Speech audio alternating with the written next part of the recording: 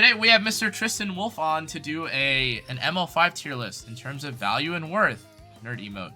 So, before we start, let's hide this real quick. We have Commander Pavel and Astromancer Elena, who is not really pickable as a preamble or kind of as a notice. This tier list is based on who you should pick or who you can pick from the ML5 selector that's coming up for the recruitment. You can't pick Commander Pavel and you can't pick Elena because they're too new. And one more time for YouTube, Mr. Tristen. Who do you think the worst ML5 is? In comparison to all the other ML5s, I think Judge Kise currently is probably sitting at the bottom of the pack. It just takes such a high-end level of gear to make her usable, and that gear is almost always better on other units. Fair. I also think she's pretty shit. There's like a few people I think that have tried to compare her to Lua, which I think is fair, and her damage isn't notable enough, I think, to a point where you would ever want Judge Kise. I don't think the blind is particularly beneficial over like a sleep, or the fact that the entire team has like the Beguile buff. But the Beguile buff is basically the same as the Judge Kise S3 damage if you really think about it. In most cases when you're 300 speed, so it's like whatever. Okay, let's start from the top though. Where do you think Mrs. APOC Ravi is? What do you think? You already said it at the top. She's usable. She's not just meta, she's pretty future-proof. She's endured every meta since her buff. SG has spent a tremendous amount of energy trying to find ways to counter her, and all they wound up doing is countering every other unit except her. I think she's just eternally usable in every season we've gotten, probably every season we're going to get for a while. Okay. I definitely think I, once upon a time, put her in A, which is, at the time, I thought was fair because of how much, or because of how many people were playing standard, like Handguy and stuff, and, wait, actually, did I ever put APOC in A? I think I put her in one time in A because I didn't think she was that good. But I think standard is kind of...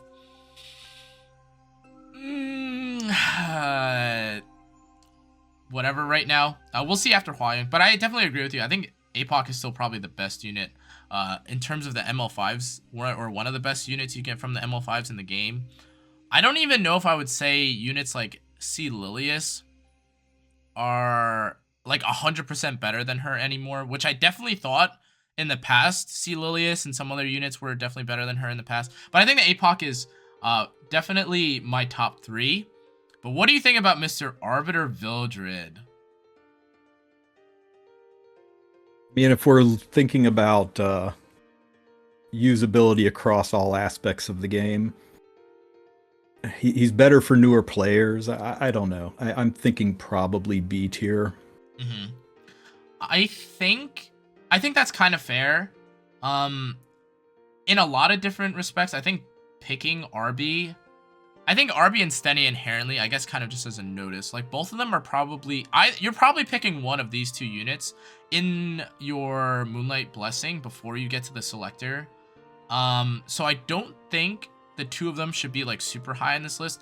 But I think now that the dust has settled, you probably don't want to pick RB anymore. That being said, he's still pretty decent for an ML5. He helps you clear through adventure. He is pretty good, I think, for several stages of Abyss, if I recall. And GVG-wise, I don't think he's bad either as a defense unit. I am almost inclined to go a little lower, because I think for adventure, a lot of people now have other units. Like, you know, we have Free Spiriteria, we have Vildred. I guess technically that's not been revealed yet, but I think you're supposed to be able to get Vildred or something in the future. If you think he's really stuck at B, I think that's fine. He's like a very average character. There's really nothing special about him anyway, since I guess every unit nowadays doesn't really care about a revive, or just kind of tanks through it or disables him, or etc, etc. I think B is fair for him though. What do you think about this lady, Archdemon? She's a tough one. I think at least A. So I know that like for a lot of these units that we've talked about prior, right? Like Judge Kise has no use in pretty much any content at all. APOC is pretty good in a lot of content. Like the PvP, like, or the arena rather, World Arena, GVG. I think some Abyss stages you can use her, or she's not that bad for early, and she's pretty good for Adventure 2. But ADS is pretty much a PvP unit only, as far as I can tell, right? She doesn't actually gain any value from being used in any PvE content. Yeah, I don't think she has any value outside of RTA. So even Guild Wars and Arena, she's not typically reached for on offense or defense. Yeah, GVG is, you don't really pick ADS that much. But how do you think that a character for a value tier list, right? This is not like a PvP only tier list. Do you think a character that can only be used in PvP should be A tier? Or sorry, S tier? No, that's why I said A tier. Gotcha. To me, S tier has to be usable in many aspects of the game or extremely future-proof. And we're gonna see a couple of units like later on here, like that I think are gonna be a little crazy in the terms of how we rate it. But I think that ADS is definitely one of the characters where it's not very gray on how unusable she is in PvE. Characters later on that we'll put on, like Conqueror Lilius and stuff, are definitely really good for PvP, but also really good in PvE, right? If you guys watch Tristen, any of Tristen's videos, and it's not a bad thing, but like literally half of the teams that you use sometimes in Hall of Trials is just C Lilius plus like a damage dealer, which is kind of OP. But what do you think of Belian? I agree with you in A, by the way. I definitely think she's OP for PvP, but you're gonna get no value out of her in PvE. But where do you think Belian is? Yeah, I think Belian's also either A. Yeah, I think A, just because of how people are coming up with counters for her. Do you think that Hua Young's nerf will change her placement at all? Because I think Hua Young used to be pretty good into like killing Belian, right? But now it's not going. Well, you could probably still kill Belian, but Hua Young isn't going to be as prevalent, I think, with how much they kind of gutted her. But you still think you would put her at A? I'm real picky about S tier and D tier. I don't think there should be more units than you can count on one hand with fingers left over for those two tiers. They are units that are like, is Belian really, really good? Yeah. Is she a Ravi good? Is she C Lilius good? That's kind of what I look at.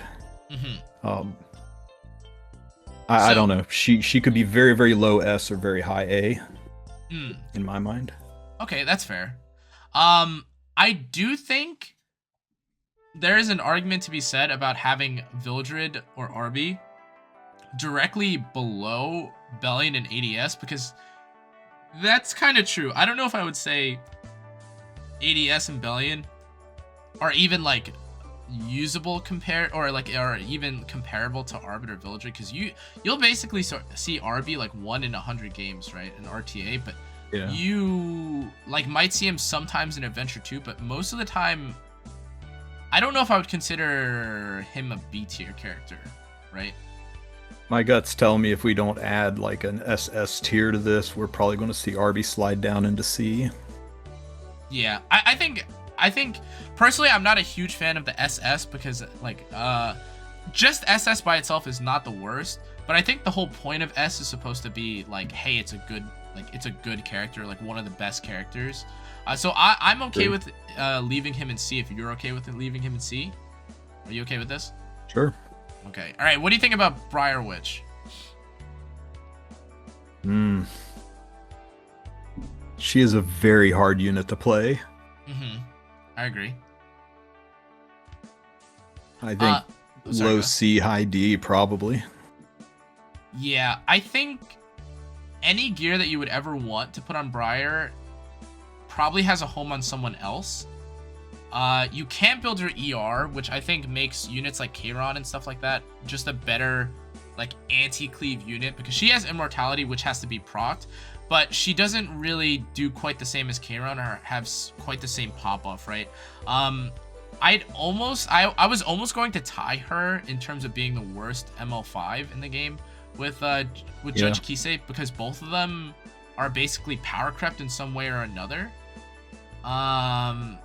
Like Judge Kise got power crept by Lua. I think Briar Witch has pretty much been power crept by like Kayron or like any debuffer, right? Like AOL, Para, like any of these units. I personally would put her in high D. I don't think she's usable in nearly any composition I can think of. Debuffing units isn't even really that good of a thing for a damage dealer right now, because you end up like opening yourself up to designer lilibet. But if you're okay with D, I'm okay with D. Like, yeah, I'm okay with D. The buffs to Rylet might change that. She's a nice answer to Rylet, and I think Rylet's going to be crazy next season.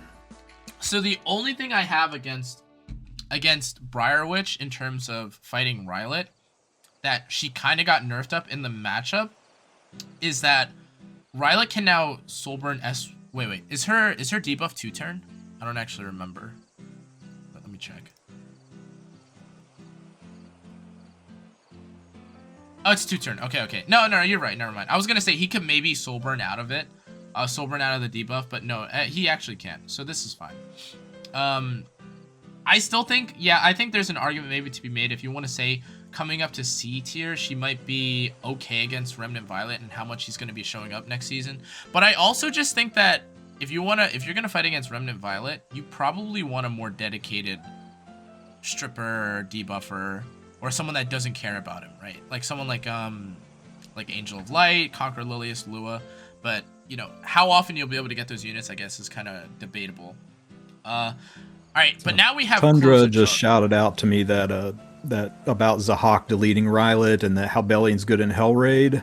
But in some Abyss levels, Abyss is a one-time thing. I don't really consider that PvE content when weighing the value of a unit, because it's kind of one-and-done thing. Hell Raid is changing. We don't know what Hell Raid's going to look like here in a few weeks. And Zahak does delete Rylet, that's true, but we're trying to limit this to looking at ML5s in relation to other ML5s. If we start bringing in RGB interactions and RGB competition into this list, it's going to be a hot, hairy mess.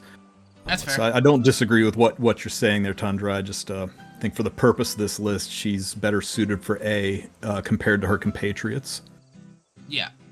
All right, so what do you think about Closer Charles? He's very playstyle dependent. If you're a cleaver, he's a god unit. If you're not a cleaver, he sits on the bench. So I would lean towards putting him in B, because A is more meta defining units, whereas B is more playstyle defining units, I think. Do you feel like there is any? Do you find that there's any place for Closer Charles in PvE at all? I've never really tested him as a PvE unit, but like not in Holo Trials. Like I don't think he's kind of, I will say, like, though it's not very important, like he does kind of help out when you need when you need a setup and stuff cool. Like you should check her out. What's the word? When you have something like you're trying to farm adventure, or like certain adventure maps, or when you're trying to farm ruin, having an AoE damage dealer that gives you attack buff that kind of leads into the next phase is kind of nice. Like I know a lot of people do like Closer Charles RB, like Watcher Shuri plus like LQC or something, and kill some of the altar units, which is why I don't think he's entirely awful when it comes to PvE. But I don't know, like what do you think? He's a riot in Auto Tower. But yeah. I don't know. I play cleave and aggro, so it's really hard for me to not slam him into A tier. But I just no. I think A tier is fair. I think A tier is fair for sure.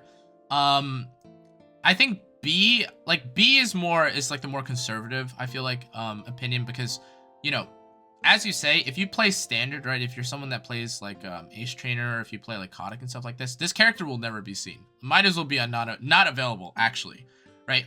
But in reality, I think A tier is probably where a lot of people will put him, just because of how impactful he is in his playstyle. We can leave him in A, and if we think it's too much, we can put him down to B. But how about this next character? Conqueror Lilius. S. I mean, she's probably the most impactful 5-star unit of the game. She's usable in RTA. She's usable on defense. She's usable in Guild Wars, Hall of Trials. She's just a renaissance unit. Would you put her over Apocalypse Ravi? Or we don't have to talk about that right now. But do you think she's better than Apocalypse Ravi? If I didn't have either unit and I had a selector, I would probably reach for a Ravi, but I would think about it for a long time. It's really hard to choose between the two. Okay, fair enough. I guess it depends if you're more RTA centric or more non-RTA centric. Yeah, I think C. Lilius, like, despite like repeated units being released to try and handle her, is still kind of annoying as fuck, to be honest.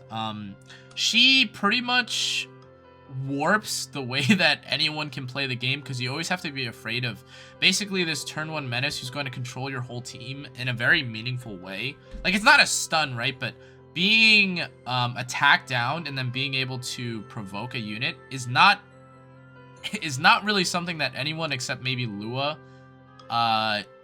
does in this game.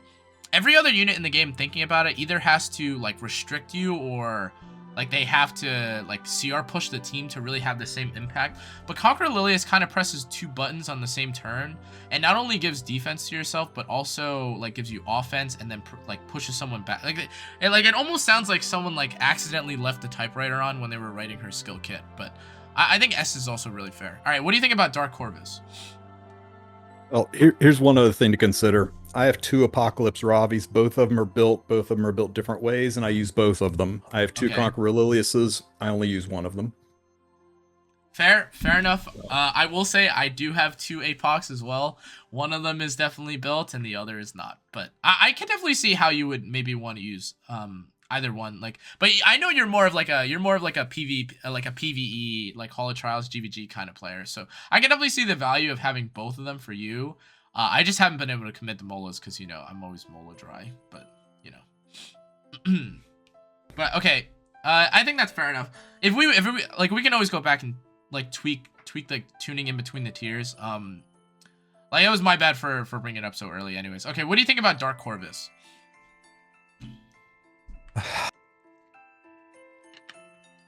He's been finding a little bit of use in RTA here and there, but not a lot. Mm-hmm. I think he's a niche use unit. I wouldn't put him higher than C, and I'd maybe even consider D. He's kind of got minimal playability. Even in Guild Wars, he's not reached for as much anymore. And there's some people that swear by him and have some really disgusting Dark Corvus builds, but it's more niche than anything else. Are you specifically referring to anyone, or is this... okay, one second. Let me turn on my light, by the way. One sec. Coental, he was god tier for Guild Wars in 2021 and earlier. Damage and injuries just accelerated to the point where he's tough to pick sometimes.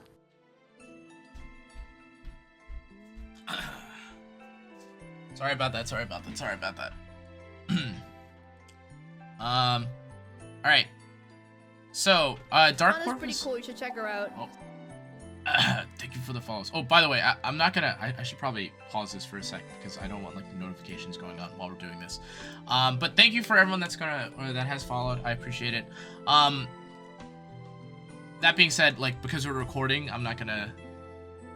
Like, I'll thank you guys all after the fact. Yenna, you're the last one. Yenna 14, thanks for the follow. Okay, so we have Dark Corvus, who I think is.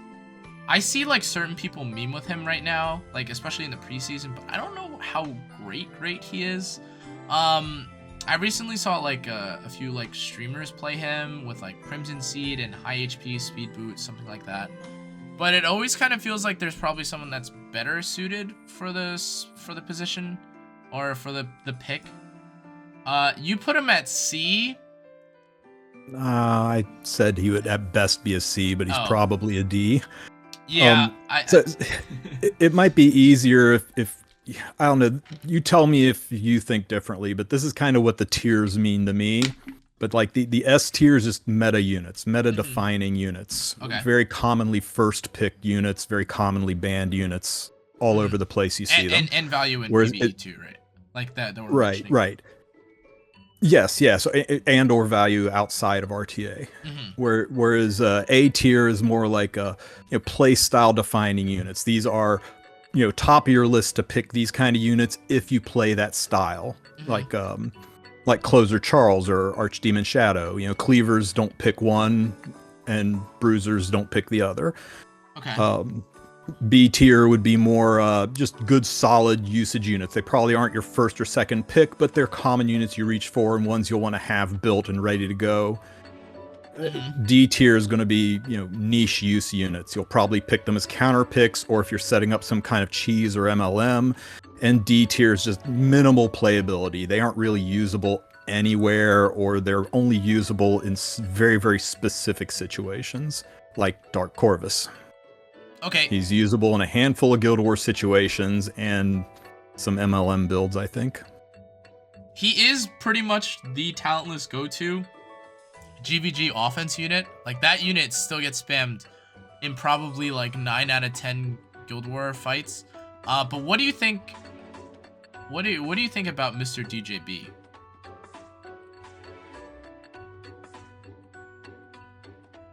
Very, very, very high A or S tier. So I definitely I think actually S tier.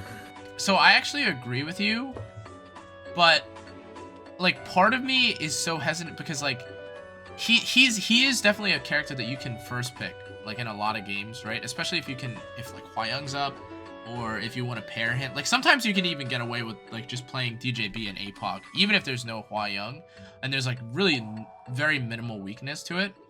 Oh my god, I have to hold something. I mean, if Protection Set was a 2-piece set, he'd be S tier through the roof. Yeah, I think he definitely gains a lot of value if Protection was what we thought it would be, which is a 2-piece. But do you think that DJB and Belian are distinctly different from each other? Like their value, I think, like they're both like really impactful, right? Like don't get me wrong, like you can definitely win some games with injury Belian. Belian herself also has a lot of value against cleavers, or like some cleavers, right? Who still want to play Ida and stuff. Do you think that she is still worse than Belian though? Or do you still think that Belian is worse than DJB? Personally, I do. I think they could both be A tier, but Belian stops things. She stops stoles, she stops too much AoE, whereas DJB enables things. He cleanses, he gives immunity, he pushes the team. He can be an activator for he can be an activator for Ida. He destroys things with barriers. He made Para disappear from Guild War defenses. FCC too. He stops a 5-star unit from even being pickable in a lot of cases. So I think he is above Belian just a little bit, but I'd be okay with them both being an A tier. But I lean more towards him being an S tier unit. Okay. Just because of all the tricks he does, and he does it at such a high speed. Yeah, I am definitely in agreement with you. I also think it's much easier to play around Belian than it is to play around DJB. Like, I know that Belian disables things, right? Like, she like disables souls and stuff like that. But I think playing around someone that disables things is harder to play around than someone who enables things. Because I think that's kind of the case for Conqueror Lilius and stuff like that too, right? Like if C Lilius presses her S3 or like her kit, right? It's not like she's stopping someone from like she's like part of her value is from the fact that she gives vigor to the enemy team or to her whole team, right? And also puts you in a bad spot, like pushes you back, and she kind of makes the whole like the entirety of her team in a very good position to now like do damage, stay alive, beat your ass, like etc. etc. Which is why I think C Lilius is really up here, and which is also why personally I would put DJB at S. But I definitely think there's an argument to be had for DJB and Belian to be in a similar position, because they both do kind of still warp the way that RTA is played, right? Like one, you have no souls and you have to play for counters, and You technically have to worry about hitting like Belian. I mean, whenever Belian's on the field, you have to hit her first, like in pretty much every case, right? Or you have to eliminate her first in most cases. But I think if we Belian's want a to, little more diverse on builds too. She yeah, can be used on defense. She can be built counter or injury. So the only thing I would say that Belian kind of gains value in versus or as opposed to DJB is placement in like in defenses. I think Belian is pretty good in, I'd say 90% of defenses that you can run, either in GVG or, well, maybe not so much in GVG, but definitely in Arena. DJB is definitely not a defense unit, or most of the time anyway, but that's okay. We can leave him here. All right, what do you think about Designer Lilibet? a very high A tier unit. Is this is a PvE and PvP tier list? Where's DJB used in PvE? Doesn't, if I recall, doesn't he... Guild Wars. Yeah, he's technically usable for Guild Wars, which is, I mean, technically the PvE, like a PvE kind of format. And also, isn't 3-turn immunity kind of OP for certain holo trials? Like certain holo trials, don't you need like a lot of like extended buffs and stuff like that? Am I wrong? Like I feel like he's not. Sorry, like, my headset crapped out there for a second. No, you're fine. Do you think DJB has any use in the fighting against monsters aspect of PvE rather than GVG? Like, are there any instances where 90% of the units on this list are going to have zero use in PvE, so we're looking more at a value list, as in not they're balanced and can be used in all aspects of the game, but that, yeah, this unit would normally be B tier, but because of all the PvE stuff it does, it knocks it up a tier. Versus this other unit who's, you know, I mean, where do you use a Ravi in PvE? I mean, not many places if you don't count Arena and Guild Wars. Nobody whips out their A Ravi to go kill Katie's. But I think what we're defining this list is more of a value list, who you should be using your selector on. So it's like to get you the furthest in the game, assuming you're a well-rounded player, not assuming you're a PvE player or assuming you're an RTA-only player, but that you're a well-rounded player who enjoys all aspects of E7. You'll get probably the most mileage out of this unit as far as gameplay ability goes. And units that are amazing in PvP and have zero usage in PvE will still score pretty high because they're amazing in that one aspect. I definitely think that's fair. DJB goes down to A. He could. I'd be fine with him in either tier, to be honest. Yeah, no, I think that's fair. I think based on what we said then, I think that's fair. I would still, like, I'm moving stuff around right now, and that shouldn't really be an indicator, but I think actually... I think his use on offense in Guild Wars and his use on, and his high use and almost complete lack of counters in, RTA is what was holding him in S tier for me, but I'm fine with A. No, that's fair. That's fair. I definitely, in terms of value and worth, I also don't know if I would immediately tell someone to pick DJB if all the others are available. Like, let's say you have none of these ML5s. I don't know if the first unit I would say to pick is DJB. Like, even Kasukore, I still, like, Kasukuroki, I definitely don't think RB goes any higher than C. Like, he is still not in any way, shape, or form in any of his content still worth it, in my opinion, over any of the units that are above him. Like, you can argue, like, okay, like, yeah, DJB can move down a little bit. Like, you're thinking about how worth he is to your account. Fine, that's fair. I still don't think RB moves at all.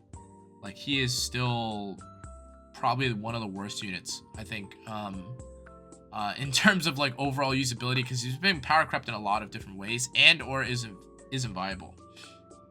I think we're going to sort the tiers once we're done organizing the units reset. Yeah, that's fair. That's fair. Faithless. Oh, wait. Sorry, we didn't talk about Designer Lilibet. Okay, we have Designer Lilibet here, right? I think Designer Lilibet is a... Oh, sorry. Also, let me make a mental note real quick about something. There was like...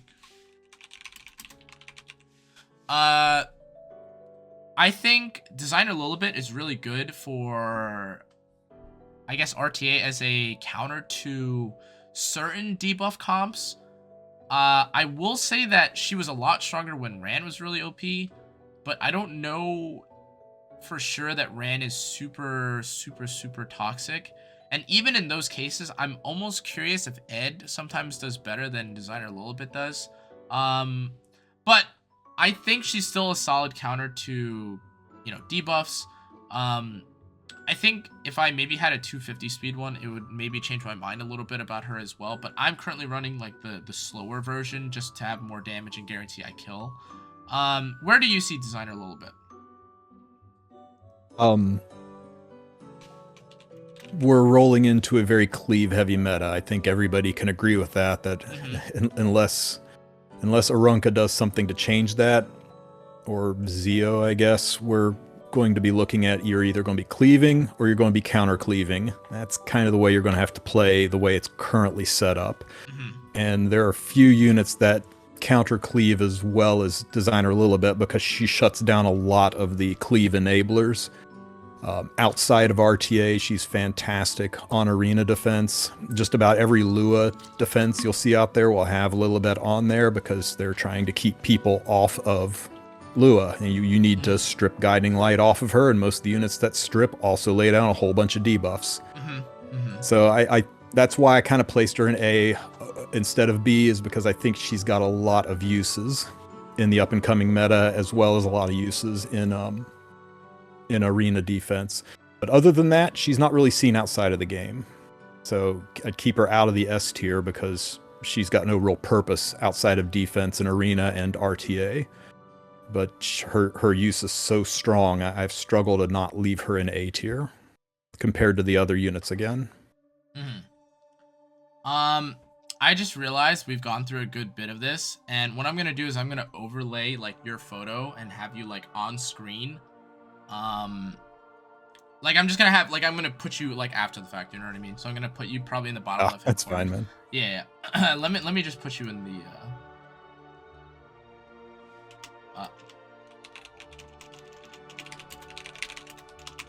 I'm just gonna put you in my title. Anyways, just because like now if I change it, it'll be like now I have to like cover over something. It's gonna be like a little weird looking, but I think that's totally fair. I think Designer Lilibet, especially with Lua, is like, now that you mention it, with Lua is definitely going to be a little more present. The thing is, like, I know Lua herself does not counter Designer Lilibet, but it's not always enough to just reset Designer Lilibet for her to be like completely useless against debuffers, because you still technically, like, you're not resetting her passive by any means. So she still kind of cuts up. Sometimes she can still do damage. She can silence, stuff like that. It's not a one-to-one. I think putting her in A tier, probably middle of A tier, probably equivalent to, you know, and we don't have to talk about where she is specifically in A tier, but I think just having her in A tier is very good. I definitely wouldn't put her in B tier. She's definitely not an S tier character. And I think we can move on. What do you think about Faithless Lidica?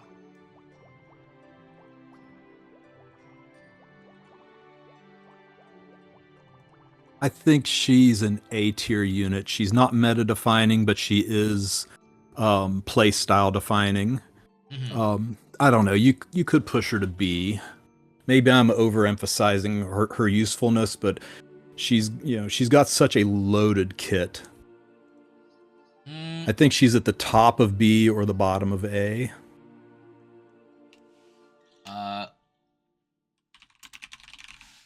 I think it's definitely more of a... I think she's definitely more of a aggro character, aggro cleave unit, but I don't think... I think she is pretty impactful. I don't think I would say that Faithless Lidica is worse than Closer Charles. I think the two are very good at controlling the enemy team and kind of... not controlling, but kind of like setting up your team, enabling your team. I don't think I could ever put Faithless Lidica in B personally, because I think, especially as you get better, or like you get further and further in RTA, if you just have a damage or even like a super fast, like speedy effectiveness Faithless Lidica, if that unit shows up in either form, you're kind of screwed, right? Like either your whole team is about to get stripped and like one unit's about to get, you know, reset, and then like the whole team gets pushed up.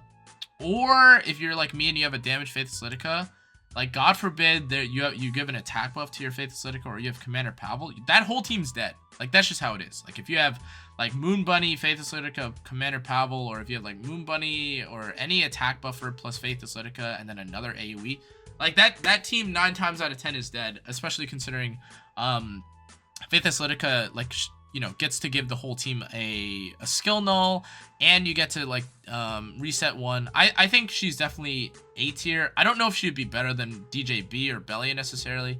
Still doesn't matter. Let's go on to FCC. What do you think about FCC? C tier at best.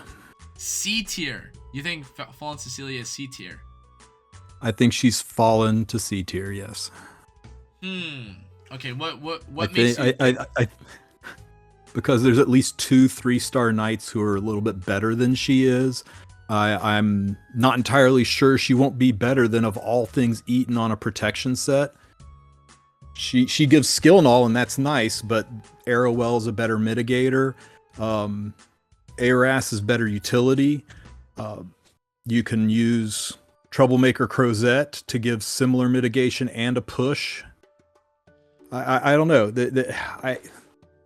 You could argue her up to B tier, but I really think I mean, if I'm staying true to the tiers, to my concept on the tiers, and that's where A tier is meta for your playstyle, meta for a playstyle, and B is commonly easily picked and usable, but C is only niche use. She's a C because she's really niche. If you pick her too early, you'll get punished. She's at very best a late pick knight, and not a lot of people late pick knights. So here's what I'll say about that, okay? I think you have a pretty hot take putting Fallen Cecilia next to RB, okay? However, From great disaster to C tier.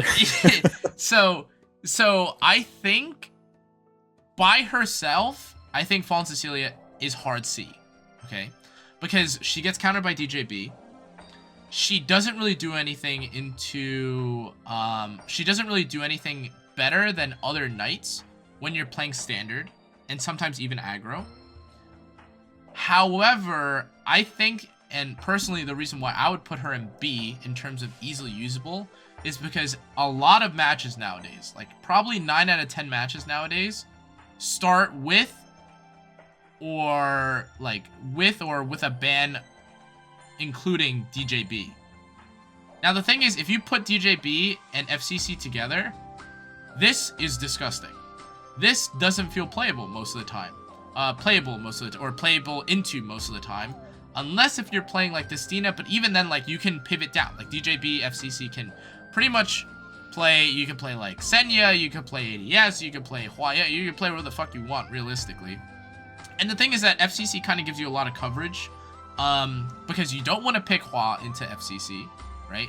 You can pick Hua into Araz, you can pick Hua into Ruelle, but you can't pick Hua into Fallen Cecilia, because that barrier mitigates basically any chance of you one-shotting anyone on the team. You're not killing Fallen Cecilia in turn 1, even with the soul burn most of the time, unless if you have attack buff.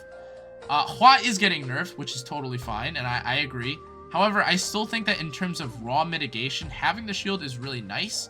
Ruelle, in my opinion, like to play devil's advocate for Ruelle, she only gets the barrier when you're a light unit. And Escort, though better than Aureus, I don't think is exactly the same as having Aureus plus a barrier from Fallen Cecilia. Now, obviously, reason why... Oh, sorry, go ahead. No, sorry. No, I was just going to say... Now, I will say that, like, again, like, Fallen Cecilia does kind of pose a risk to the rest of the team when she does give a barrier, because it's thick. And DJB will invert it and kill you. But yeah, that's basically what I was going to say. Sorry, what were we going to say?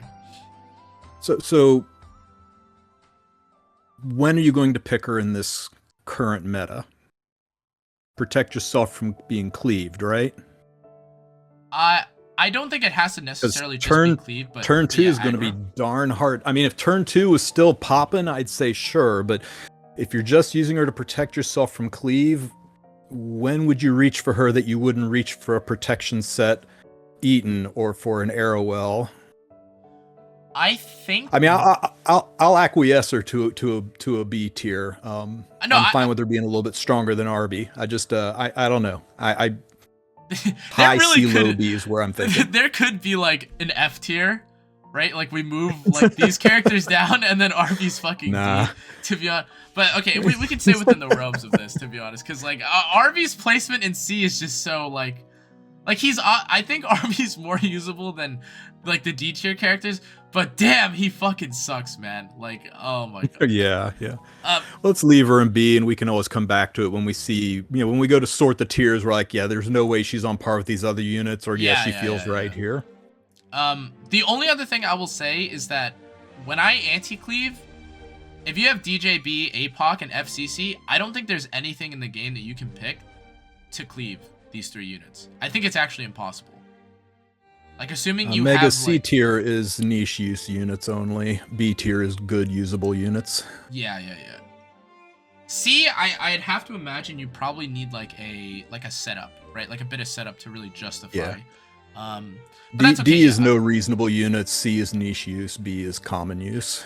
Yeah. And then S is meta use. You have to remember D is the lowest tier on this list too, so you can like if equating it to F tier is kind of what you need to, help you sleep at night, that's what you can equate it to, right?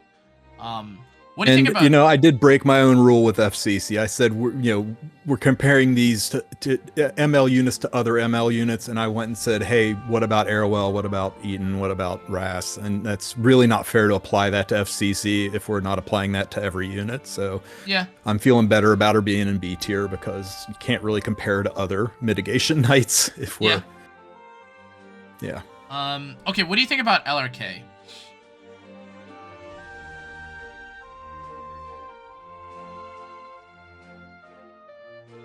I really like him, but I don't know. I think he's a hard C right now. I think he's in the same boat as RB. As RB, you said? Yeah. I am kind of in agreement. I think RB is one of... Okay, so we're going to have to constantly keep comparing this to RB, but I think RB is one of those characters where, okay, if someone picks no answer to... Like, if they have no Reviver, they don't have APOC, they don't have, like, mitigation built in, which is super, super niche, okay? Like, that is... To find a team that doesn't have any of those things on it is damn near fucking impossible, okay? Like, it genuinely is damn near impossible. Like, I think if there's no mitigation, there's no Reviver, I think RB's pretty good because, he gets 2 slam AoEs and no Reviver, by the way. No Reviver as well, because that's kind of important. I think that RB can do some work. I kind of equate him to kind of LRK where, okay, who's picking AoE where LRK needs to deal, needs to clap back with a little bit of damage, or it's constant AoE where you get to, you get to constantly put up your barrier, but there's also no, like, debuff, or there's no, like, unbuffable, right? And there's, you also don't die because, like, you get death broken. Like, there's so many working pieces here where the only time that I think, like, LRK is okay, like, okay, is if you have a not, like, it has to almost be when there's either Solitaria and you have 2 cleanses already built in, or when you're fighting against, like, what's her name? ADS. And for whatever reason, there's nothing else to stop the LRK. I think LRK is, like, usable in those situations. Like, maybe arguably when you need immunity too, but not even, like, there are so many better immunity providers in this game. But yeah, I think LRK is kind of C tier. I would be remiss to put her, or to put him next to FCC or in B tier. It's definitely not A, it's definitely not S. I don't know if he's unusable though. I think to say he's unusable, like you would never be able to pick him, is fucking, that's cap. Like, you will see more LRK games and you will see Decor, Biseria, or Judge Kise. That's the honest to God truth. 200 matches? Okay, tell me how many matches you've seen Decor, Biseria, or Judge Kise. Like, I think that's fucking crazy. Like, I don't think I fought against any 3 of these units in 2 seasons. If you ever fight Six Duck, you'll get the pleasure of seeing LRK a lot. Yeah, I do. So it's funny that you mentioned that, because certain guilds, like I think Destiny and like old Celestine, they used to like a lot of the people that went to Destiny from Celestine, a lot of them are they are Aureus LRK players, which is like kind of interesting. Like they played a lot. I mean, I've died to it sometimes on occasion, but you know, I mean, I think C tier is fine. Like we said, it has to be like a niche build, or there has to be some setup to it. So I think that's totally fine for the way that we're judging this. Maybe adjust it when we sort them. Yeah. What do you think of Lionheart? I think she's an S tier.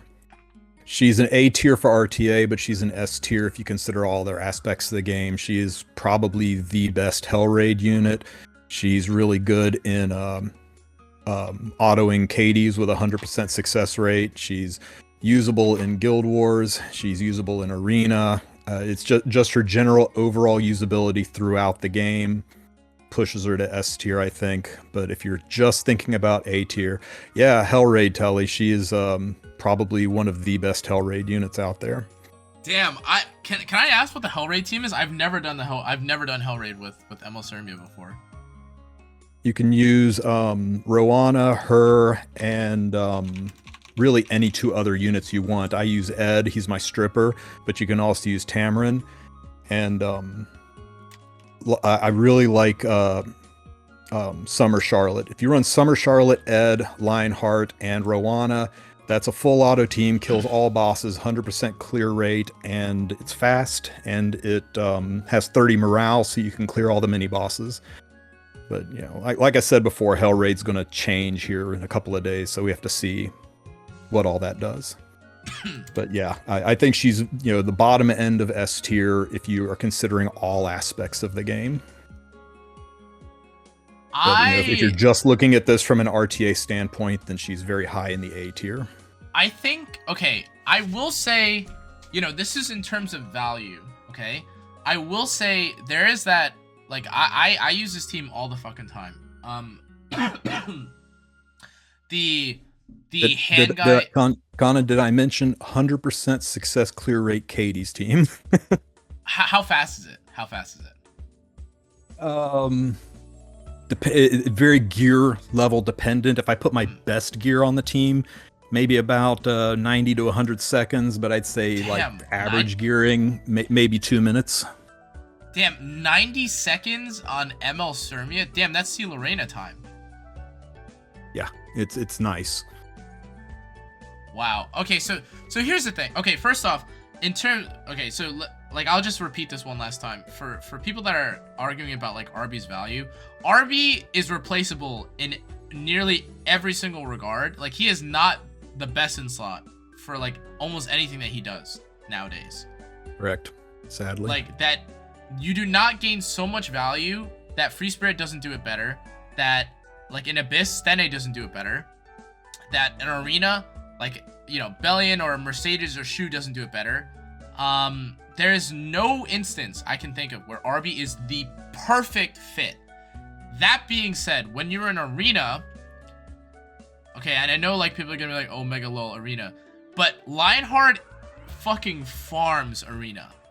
Like the amount of people that have Belian or like some counter unit, whatever, you just put Lionheart Sermia in there, and you know, if you can afford to get like a healer or like, you know, like a whatever, like if you can even go lifesteal set on your ML Sermia, which is like I can understand it's a bit like gear score intensive because it's lifesteal, it's Banshee set, but if you can get a lifesteal Lionheart Sermia, cleave all, like you just wipe everything all up, left down right, like up down left right and center, all the way through challenger champion with that one team that has hand guy or ML kawerik, fallen cecilia, a flex pick, and then ML sermia. Like it's like krau, you have SSB. That team will kill everything. It's not close, it's not even debatable. Maybe it's a little bit more different now, but like if you're fighting like, you know, Lua, but from 99% of teams that I had fought recently, ML sermia kills it. It's just plain and simple. Yep. There's no questions asked. She, like everyone that plays defense right now does some sort of counter, and then you just kill it. That's it. Better than Lilibet? Yes. Much better than Lilibet. Much better than Lilibet. Personal question. 35 fights in a row on video, 100% success rate. I didn't skip any fights or refresh the screen. Did 35 fights in a row with 100% win rate, recorded it, stuffed it up on YouTube, moved from Champions 3 to Champions 1 in Arena, and it was all full auto with LHC team. The man speaks for himself. The man speaks for himself. So the team for KDs, you said it was Rwana, Lionheart. What else did you say? Oh, that was for Hell Raid. The KD, I've got 4 or 5 KD's teams. I'm going to try to get a video out on that in the next couple of days here. I'm looking at a series of one shots as well as a series of full autos, but we'll deal with that later. Build your morts. Okay. All right. I think I have a really tough time looking at Lionheart next to see Lilius. But it is kind of like, she is so good. Like, I would be lying if I didn't use her a lot, and if I said I didn't use her a lot in GVG and Arena. Like, you really can use her so fucking much, and she is really good against C Lilius, who again we also have up here, right? Yeah. She's A tier if you're only thinking about RTA, and I think that's what is so tough about it. Yeah. But I only move her there because of her usability outside of RTA as well. It makes her a very renaissance unit. And okay, I don't think she's right next to C Lilius. I think a lot of units are going to go between those two. Yeah. Okay, let's talk about. I think we can leave her here. S, I think, is fair. What do you think about Little Queen Charlotte, rather? I think with Kick Girl gone, we might see her usability a little bit pop up a little more often. I think she was niche use C tier, but I think she could possibly squeeze into B tier now. C or B, I don't know. It depends on how nerfed Kick Girl really is. If she can still kick LHC out of existence, then she's going to stay down in C tier. But I think with her gone, we're going, because Kick Girl was LHC. She was an RGB LHC. And now that role is open back. A vacancy is left by her departure, and LHC should fill it. So the one thing I will say about, even if, or this is just going forward with like talks that we have about Hua Young, right? Even if Hua Young's able to kick the unit, right? LQC, sorry. Yeah. If Hua Young can kick like Little Queen Charlotte, it doesn't really matter that much, because part of Hua Young's value is the fact that she didn't just die after, right? So right. If you S3 and she's never able to use S3 again, like, that's kind of a shit unit, in my opinion. Yeah. Right? Like, that's a pretty bad unit, to be honest. Because, yeah, she provides proof for herself, but if you have to wait 3 fucking turns to use your S3 again, or like 2 full turns, because now they increase the cooldown of it, right?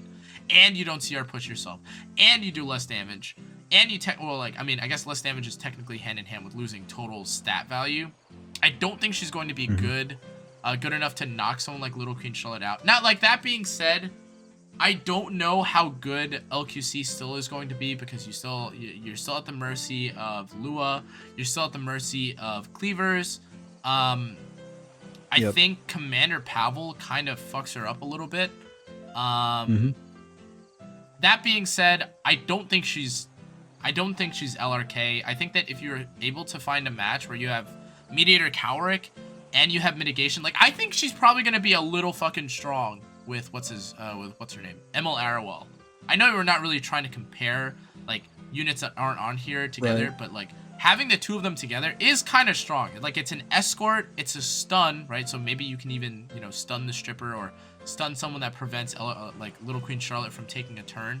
I think just in general, ML5 is pretty good for her. So in turn, I think she's not niche. I think she's probably solid when you need to use her, right? I mean, time will tell. The meta's going to change a lot with these balance patches, so yeah, whether she's usable or hot garbage, I don't know.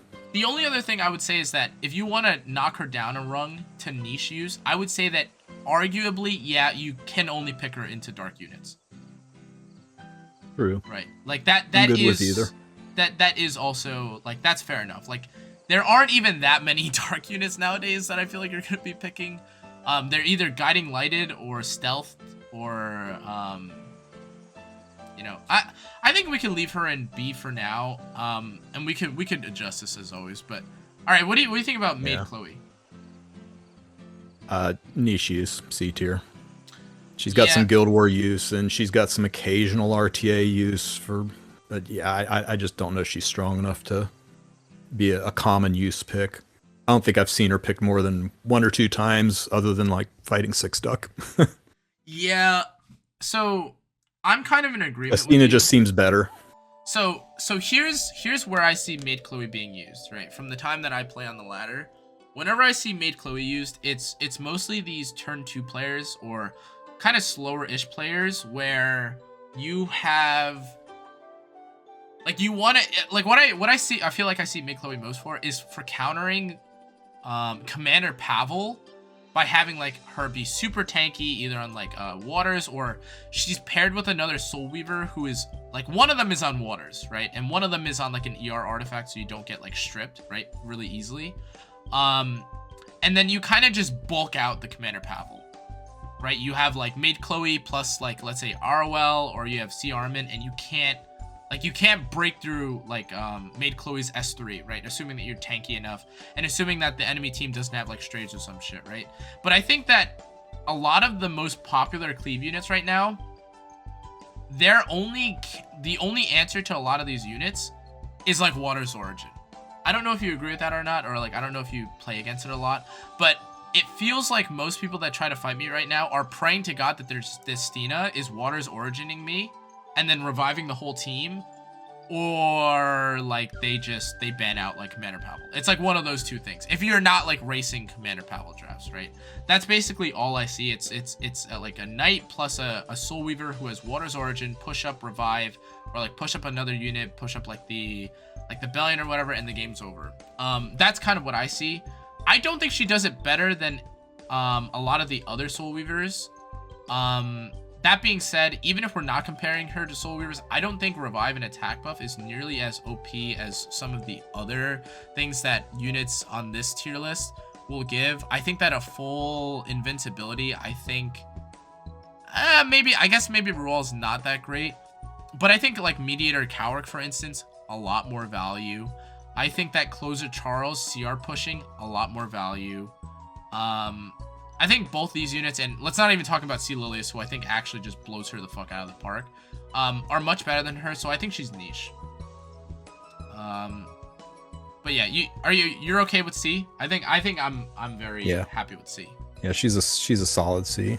Okay, all right. I mean, she's the quintessential definition of niche use. She's not somebody you reach for often. Yeah. I definitely agree. I would definitely agree. All right, how about this guy? Oh man. I mean, he's an S tier.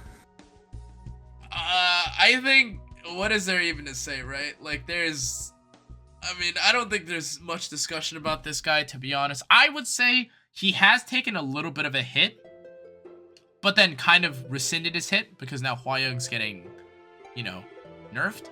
I think Faithless Lidica does really well into him.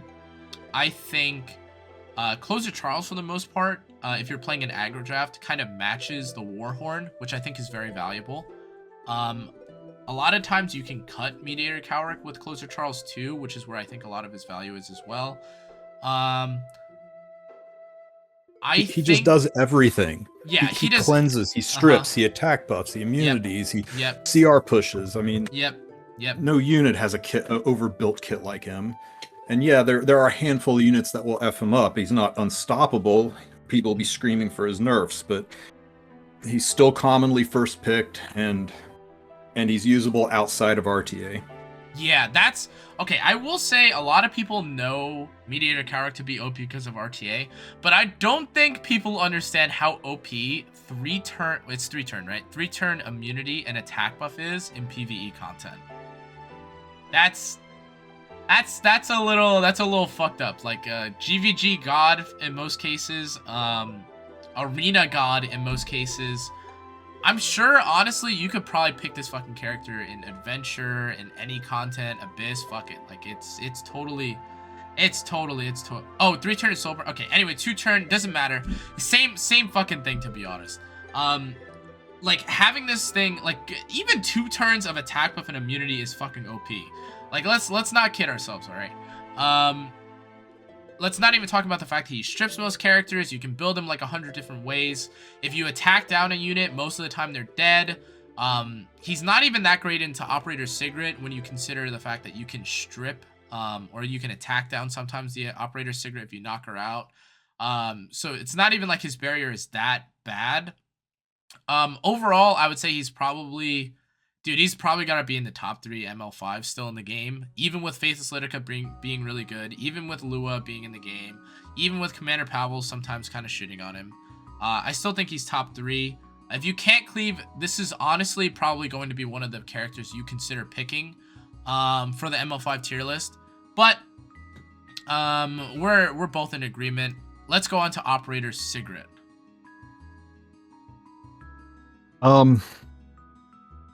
She might have moved up a bit if protection set wasn't dog, but I think she's a B tier unit, possibly C tier. I mean, she's an E unit into barriers. She's a good solid nuke unit. She does what Hui Young used to do when barriers are up, but yeah, I think she's a solid unit that you can grab. But she's not playstyle defining, and she's not, you know, she could possibly be niche, but I don't know. I like her there. Okay. So, I think a lot of what you say is fair. Here's my argument in defense of you, okay? A lot of people will say, oh, well, she's so good against barriers, she does so much. Okay, pause for a second, okay? You have to think about who a lot of the most popular characters in E7 are right now. The chances of you getting Operator Sigret right now, or using Operator Sigret when Lua, DN, DJB, a lot of these other units are present, very, very, very low. Even if there is a Hua Young or there's a barrier on the enemy team, okay? Like, paired with these units, okay? The odds of you being able to really use Operator Sigret, not that high, okay? Now, even if that... What you're saying is I get to draft her, and then I get to pick my 4 favorite units because she's a must-ban, or I auto-win because she's present. That sounds pretty darn usable to me. Yeah, now, however, I will say, though, that Operator Sigret, I think, has become harder to use, in my opinion, or is about to become harder to use, because though Hua Young is, like, really great, or it gets countered very well by Operator Sigret, once she leaves... I am not an insane fan of Operator Sigret versus FCC. That is a really annoying... Like, I know that's originally what people used to use Operator Sigret for, but that was one of the most shit matchups ever. Because if you don't ban the FCC, you are fighting fucking FCC. And if you ban FCC, you have fucking Operator Sigret against no shield. That's very annoying. Even against SC Arwell. Like, here's the thing. If your barrier source is complemented by an Aureus... You have to find a squishy unit to kill, and you have to pray that Guiding Light doesn't grief you, right? And even then, like, her gear score has to be so high, right? And you can't be fighting against a Reviver. You can't be fighting against APOC. You have to be able to hit against a unit that can actually die to Operator Sigret S2.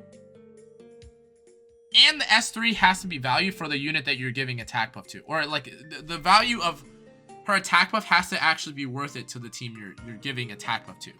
If you have, you're very passionate about this, so yeah. Because a lot of times I think, like, I think she's okay in B. I would definitely not call her, like, a playstyle defining unit. Because so many times recently, I've picked, like, Moon Bunny, Operator Sigret, Commander Pavel, and I'm like, I left FCC in. I'm not fucking killing anything because he banned OpSig, and I'm fighting fucking FCC with Commander Pavel. Or I'm like, perfect. I have Ida. Oh, by the way, she doesn't work with Ida either, which I think is kind of a huge L if you think about it. Like, that's really fucking bad. I wish it wasn't like that, but that's like a huge problem actually for her. She's also Guiding Light dependent, which, by the way, like, there's like 90 units in the game right now that want Guiding Light, which is fucking annoying. Like, probably one of the most annoying things I've ever experienced in my entire life. And I don't even have... I don't even have mine on Guiding Light right now, but I still kill most things.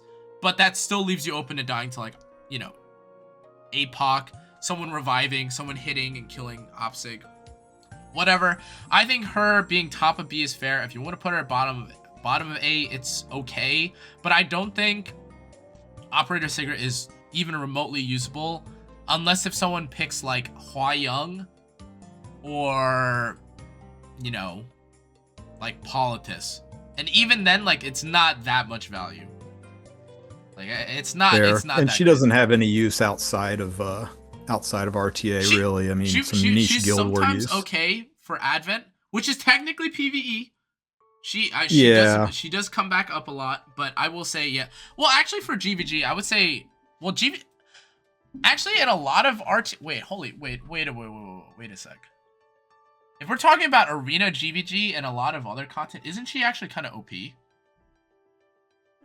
She can be used in some GVG that still run barrier units.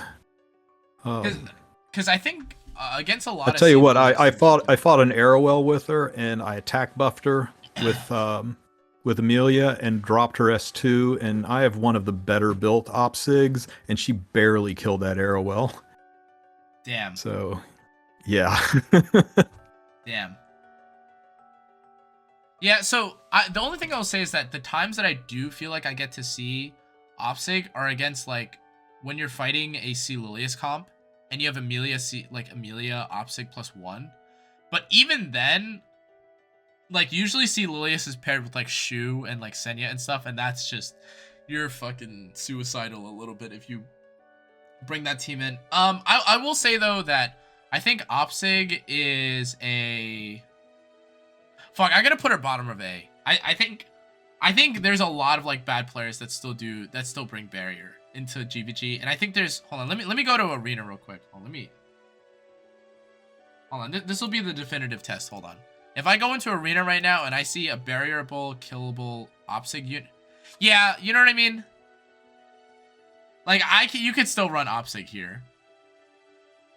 Like, there's, like, a couple teams. Like, if I just refresh again too. Oh, maybe not. Maybe that was just one team. Hold on, let me go again. Maybe not. You can have. I think that you can find, like, a few obstacleable teams. I will say, though, that, like, in my GVG there are a lot of people that run Opsig. If you, I don't know, I would almost coin flip. I think top of B, like, absolutely guaranteed. Okay, I'll say top of B. I'll say top of B, and we could change it if anything. Okay. What do you think about Pirate Captain?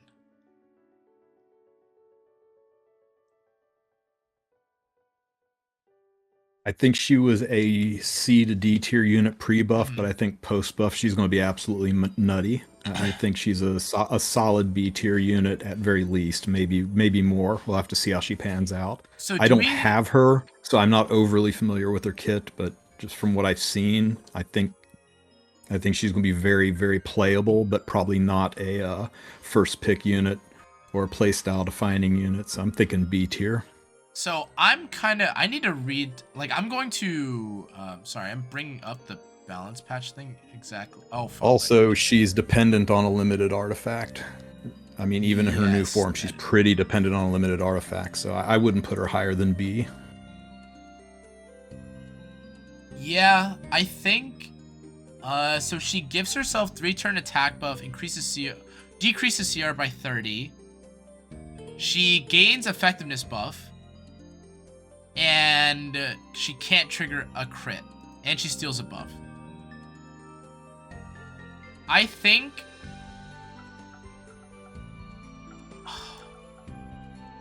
Damn, if the artifact that we're talking about Ciseria's artifact. Yeah, Ciseria's artifact. The reason why they included the you can't be crit is because they want you to use Ciseria's artifact. Or sometime Iseria's. Now, actually, the way that you say that, in terms of value... Damn, this is like a high C, like low B character, I think. I didn't consider that. If you have the tools to build her, I think she's a B, mid B tier. Dude, and she's kind of... If you don't have her artifact, she's probably C at best. You also kind of want that artifact fucking max too, right? Like 80, what is it? 75% at rank 1 is not very good. Yep. Post buff. I think this is fair to say, right? Post buff 2. Yeah, I mean the buff is in less than 24 hours. yeah. I think that's fair. Or a little more than 24. I think I would probably say no, not D tier. I don't think she's D tier. I think she's gonna be a lot more usable than you guys think. Especially now that Hua can't kick her head in for free. I do think the argument about the artifact is pretty valid. Having having 2 plus 30 Caesarea artifacts is pretty fucking rare, and there's still a lot of people that have Caesarea geared, right? So you definitely want Caesarea to still be alive. I think high C is definitely fair. Fuck. Let me think. Would I? Yeah, I think the bottom of B. Yeah. I think this is fair. The characters are not sorted yet inside the tiers, quite yet. Let's see. How do you want to do? Okay, so we already said that Remnant Violet. This is all gonna be post buff, right? So, where would you put Remnant Violet? A tier. A tier. A tier. Strong A tier, maybe like right behind Archdemon. Yeah. Oh my. Okay. I mean, he's got a lot of counters, but he is already very playable in his current form, and they're making him better. Yeah, I don't really get. I don't think people are quite prepared for how. Yeah, I mean, he's not a first pick or you get punished, but 4th or 5th pick, I don't think people have quite wrapped their brain around how horrifying this unit's going to be. Yeah, I think if you have any form of Souls 2, like the way that I can see this kind of panning out is like there's going to be a lot of people that will pick like okay, so you know how Huayang's about to get nerfed, right? I think people that are going to be running this Mediator kawerik, A-Raz, like that kind of team, I think is going to come back in relevancy a little bit once Hua's dead. Especially if you ban like Commander Pavel or something, or you ban the ability to cleave pre-ban. I think one of the units that you're going to kind of see hand in hand with Archdemon, I think is going to be Ruelle. Like, I almost think there are enough psychopaths in the game that are going to pick Ruelle into like Alencia, Senya, and what's her name? Shu. I think there are going to be a lot of people that just like say fuck it, and they pick Ruelle into those units, and they're like, okay, well, if I can cycle fast enough, or you keep hitting into me and you keep missing, and I have, you know, A-Raz shield, or I have like a healer, I think they're just going to run it into a lot of these units and just pray that the DPS like output goes out higher. And I think he might actually win, because honestly, if you can sustain Ruelle and he gets to keep S1ing and S3ing, it's not that easy to kill a Ruelle that's behind mitigation, you know? Like, that's really not an easy task at all. Especially when now he can like, you don't even have to hit him. Like, if he just gets 2 or 3 turns or something, you're able to cycle him, and he's able to S1. Like, that S1 into S3 execution proc, or whatever the hell it's called, that's gonna be really, really, really fucking annoying. Because it used to be that you could just ignore Ruelle until he was by himself, but that's no longer the case, right? If you have AoE and you S1 after the fact, you're running it, and you're gonna get a lot more S3 procs than you think. Still, yeah, and you're no longer safe behind stealth either. Yeah, his proc's gonna go off and he's gonna kill your Stenny. His stealth's gonna go off and he's gonna kill your Lua. Yep. So like that was always one of the value aspects of Remnant Violet 2, is that before he was basically killed by every unbuffable unit in the game, you can hit Stenny with fucking Remnant Violet. Like, you can. Shut the fuck up. Anyways, all right. I think A tier is fine for him. We'll sort it later on, but I think this is fine. All right. What do you think about Ruelle? She's a notch above Maid, so I'd put her low end to C tier. If you're needing a raise style healer that's an ML5. I think you reach for her. She's got some solid uses. I think she's a little bit more than niche, so I'd put her in B tier. Okay. I think.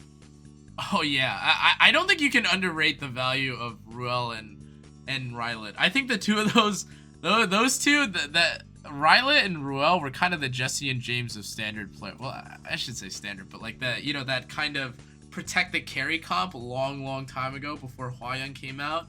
Hwa-Young's about to, I shouldn't say disappear, because I don't think people are going to like stop picking Hwa-Young ever.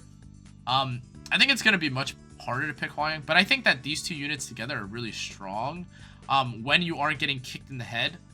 That being said, I think like a revive, or sorry, not just a revive, a full Ruelle revive and invincibility and healing and like the ability to AoE heal with S1, I think is pretty underrated. I don't know if you use it, but I'm actually a really big fan of DN's artifact now. I don't know how much you use it or if you like it a lot, but I think I've got two of them. Memories, it's real nice. Yeah, I think a lot of units I use nowadays, if you have Unfading Memories, you heal a shit ton. Like, that is not a really ignorable amount. Like, obviously, it's not, like, a huge amount per person, but, like, total healing is fucking stacked. Like, like, I use it sometimes on Destina and stuff, and you still get the ER and whatever, and, okay, you don't get waters, but when you do get to use your heal, like, S2 especially, if anyone's, like, low health, like, my tanks have sustained a lot longer than they should, just because I have Unfading Memories, right? And Ruelle, I mean, gaining the 25 ER is kind of underrated, right? Like, it's 25 free stat, and Ruelle already is not one of those, like, 200 ER units, so if you get to pour out some more defense or HP stat in exchange for it, I think totally fine. I think it's worthwhile. I think Ruelle is not really trying to, in those kind of matches too, like Water's Origin is not going to protect you. I don't think Ruelle is someone you pick into like a cleave anyways. So I think Unfading Memories with Ruelle, or, like one of these sustaining units, I think makes her pretty high value when you know that you're going to be playing standard and the enemy opponent has fully committed to standard, which is not often, which is why she's solid, but I think is still can still happen. Yo, cool up, what's up? All right, what do you think about Sage Ball? Solid B tier unit. He's very good. One of the best counter cleave units, and as we said, cleave is going to be everywhere. You could maybe move him up to A tier if counter cleave is your play style, I guess. I think he's close to the very top of B tier. He's unlikely to be your first pick unit, but he's extremely usable, especially rolling into the meta we're going into. The only thing that's making me want to put him on A tier instead of B tier is looking at him beside FCC and OpSig. Yeah. So here's my. I agree with you. So he's a solid use character. Now the thing is that if we're going by like the way that we're saying this, Sage Ball is not a meta defining, like playstyle defining character necessarily, because counter I think is hard to call I think it's kind of hard to call a counter pick playstyle. Oh no, we did that with the lilibet though. No, but the thing is, I don't think, like, I think Designer Lilibet is not, like, you don't only pick her when you see Ran, right? It's like, if there is enough debuffs on the team, like, you will, like, you can pick Designer Lilibet into Seed Lilius, and I think it's okay, right? I think if you fine see with someone him at the bottom of A or the top of B. Yeah, I think the other thing about Sage Ball that I think is kind of underrated is that if you pick him into standard, I also don't think he's that bad. Like, if you see him into, okay, not like literally like hard standard, but like there were a lot of people that were controlling DNs and stuff with Sage Ball. DN obviously has fallen off a little bit because of Lua, that's fine. But I think that with how versatile and how different every build can be with Sage Ball, I think there's always an element of, oh shit, is this thing about to like bash in me and like strip my whole team, stun my whole team, or like sleep my whole team? I think he has a lot of value. Like, it's really hard for me to put him. Like, I think it's okay to put him next to Opsig, because, again, I think they both have their, like, perfect niches, right? But I also kind of wanted to put Opsig in A. So... Yeah, I think he is on par, if not a little better than Opsig, but I don't think he's better than a lot of the units we have in the A tier. Yeah, I don't think I would put him better than Faithless Lidica. I think Faithless Lidica, like, because I think you can control a lot of the S tier characters with some of the A tier characters. I don't know for sure if Sageball can do that. Like, look at the S tier characters right now. Sageball doesn't really control any of them, right? Maybe arguably see Lilius, but there's a lot of people, in my opinion, that have enough ER to just, or have enough F to actually control Sageball, but it's also kind of 50-50, so I won't really talk about her too much. I think top of B is fair, and subject to change. All right, what do you think about Solitaria? Another solid B tier unit. She's a control comp all-in-one unit. You can pick her into a lot of situations. You could say that she's playstyle defining, except that control really isn't that much of a playstyle anymore. Yeah. With everybody and their brother cleansing and ER being a thing. I like her in B. I think she's commonly reached for. She's rarely an early pick. I think she is a great answer. Carly and Cleve do with her. Yeah, I've cleaved a lot of people in Solitaria too, but I mean, okay, in general, I think B tier is definitely fair. I think she has her moments against certain units. Like, she obviously disables SSB. She disables Rylet. She disables ADS. All of which I think are really good. But she kind of in the same vein gets countered by a lot of the other really popular A and S tier characters, right? You don't really want to pick Solitaria into Hand Guy, especially if you're, you know, the normal like ER F version. You don't really want to pick it against Lionheart either. DJB is Suicide, and I don't think most Closer Charleses and Faithless Lidicas even interact with her in that sense. Like, you're probably just dead if you pick Solitaria into a cleave team. I don't think she's impossible. I don't know if I would say she's hard to pick, because sometimes when you're fighting against Archdemon, you're fighting against someone that has, you know, or you're playing to a win con where you would ban Hand Guy anyway. So it does make sense to pick Solitaria in some of those cases. That being said, I don't think she's niche. I also don't think she's necessarily playstyle defining enough to put her there, kind of like what Tristen said. So I think leaving her in like the middle of B is fair. All right, now this guy. This ugly bastard. All right. What do you think? I mean, he would be a hard D tier if it wasn't for the fact that Ruelle is going to be a thing, and a lot of units seem to be packing stun nowadays. I'm leaning towards the bottom of C just because he can have some niche uses into a lot of the newer stun units. I'd be fine with him at the top of D with minimal use, but I think we might be seeing more and more of him as stuns are becoming a little more common in meta picks. So, okay, let's think. How many characters in the game stun right now? Not literally, but like meta units that actually stun, right? It's Solitaria, Ruelle,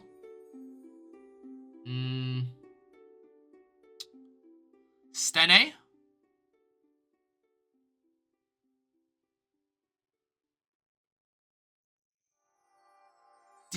DJB is like, let's not try to S1. Same thing with Politics. Let's not try to bank on an S1 into S3, guys. Yeah. Pirate Flan. Pirate Flan. Yeah, I guess that's true. G-Perg. I'm just saying it's enough that I think he's going to go from little to no use to niche use. But I mean, I'm good either way. But I'm leaning towards bottom of C more than top of D. I think bottom of C is fair. I don't think Spez is nearly as bad as Biseria. Okay, honestly, D-Corp, I might move up a little bit. Like, seeing D-Corp next to Biseria and Judge Kise kind of throws me off a little bit. Like, I think he's probably about as usable as Spez. Like, it's kind of like Opsig and Sage Ball. I think Spez and D-Corp are both those units you're like, man, this guy is so fucking bad. Like, I'm about to fucking D-Corp him, or I'm about to Spez him. Like, it kind of feels the exact same way in my mind. Like, they feel exactly the same.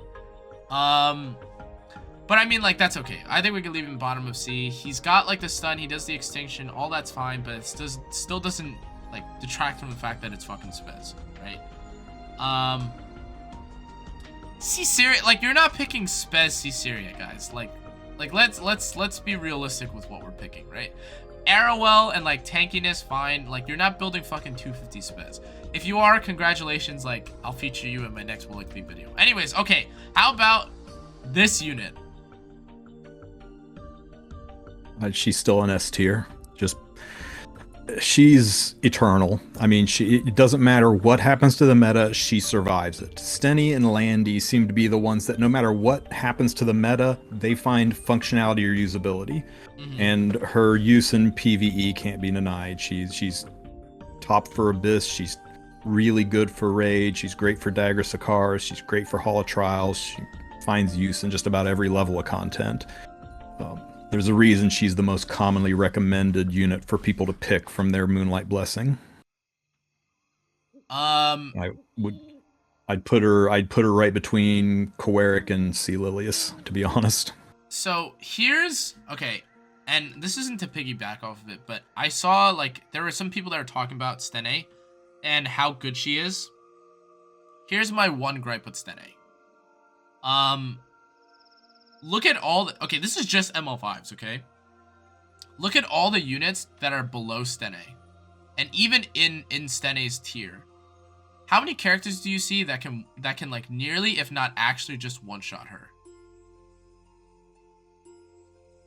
Or like disable her in some way?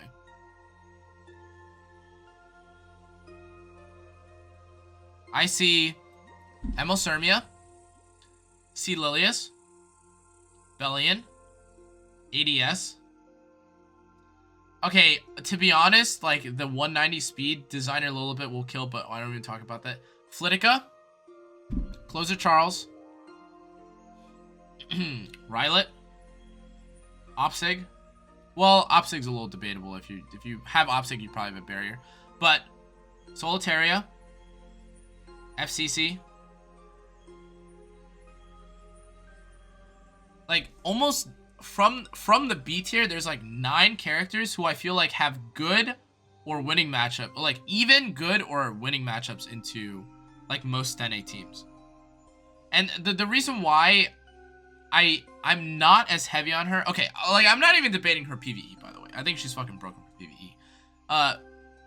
But when it comes to PvP, it feels like nowadays, unless if you are guaranteeing every fucking match that you play Stene to have like a healer, a mitigator, and another hyper carry, she can very easily, like, not even without doing much trying, just die to like 2 or 3 AoEs. And that's now you may be saying, oh well, Connor, she's a hyper carry, like, she can die, like, all hyper carries can die. Okay, but the difference is that a lot of other hyper carries will then be able to do meaningful damage and like affect the rest of the match meaningfully while still being on like lowish health, or like being in a bad place where like you don't want to be, like, you don't want to hit her again, or she has like a lot of threat. What happens if you pick Stene into Shu, Senya, like a lot of these units? You're fighting into anti-crit. You're fighting into a barrier. You're waiting for more of your units to die, and then you have Stene, right? Like, you have to guarantee the attack buff. You have to make sure Belian's not banned. You have to make sure there's nothing that's going to AoE outspeed you. You have to make sure that nothing blinds you. You have to make sure that nothing, like you have to fight into skill null sometimes. You have to fight into anti-crit, defense buff. Like, you were not talking about A-Raz, like escort from Ruelle, which you're not stripping like 99% of the time. You have the fucking barrier from A-Raz, or like the, what is it, Solitude Rune? There's like 1,000 different... What do you mean I'm doing that to yourself? Like, how are you playing matches where Stene isn't fighting one of those things? Like, how is it possible that Stene doesn't feel kind of bad until, like, right now, into a lot of these units? Look at the link. What is this? I don't know. Do I want to show that? I'll look at it after. Like the issue is she's look, I'm not gonna move her out of like I'm almost tempted to move her out of S, to be honest, because you know, like I don't think she's nearly as good as people like. I don't think people like really understand how vulnerable Stene has become. Like, I almost don't feel like there's a situation where you're first off, if you're pre-banning Belian, like that, you're already half committing to a play style, right? Because you're playing Souls now, because you're banning Belian, right? But even in those cases, like if you're not banning Belian, she's a 4 or 5 pick at best, right? And even if you do ban Belian, you have to make sure, number one, you're not getting cleaved, and number two, you're not fighting someone that controls or prevents your team from dying easily. She can provide. I mean, you've got some good points. You got some really good points, but like, she's still S tier. Yeah, I know. It's just like it's so fucking annoying to fighting against, like, because you know you're fighting Alencia in most games. You're fighting against A-Ros most games. So you're fighting against 2 sources of def break, or sorry, 2 sources of defense buff, right? And you're trying to outpace 2 def breaks. Okay? You're fighting against ADS. Congratulations. You're probably blind within like a turn or 2.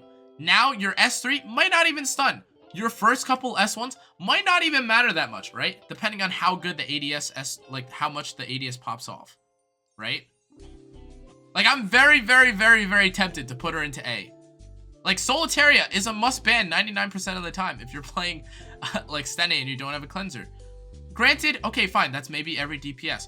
But still, I just, oh god, dude, like, I'm telling you, this character is, like, I really want to pull her to A tier. Then we have to, if we pull her to A tier, we pull LHC to A tier because they're both there for pretty much the same reason. They're very, very, very usable in RTA, and they are busted in non-RTA. Yeah, I guess like the dragon, like, dude, I'm telling you, the PvE, like PvE is the only thing that's keeping Stene up here for me. I swear to God, this character is not as good as you guys think she is.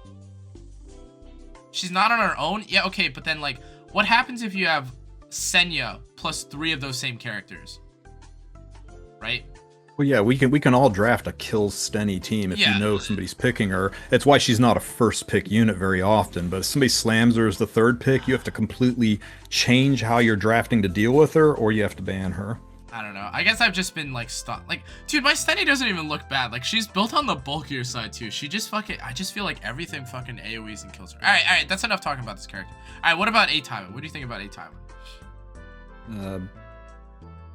He's seeing more and more usage, but I still think he's kind of niche. I'd put him in a C tier. Hold on, wait. Okay, but like, final thing.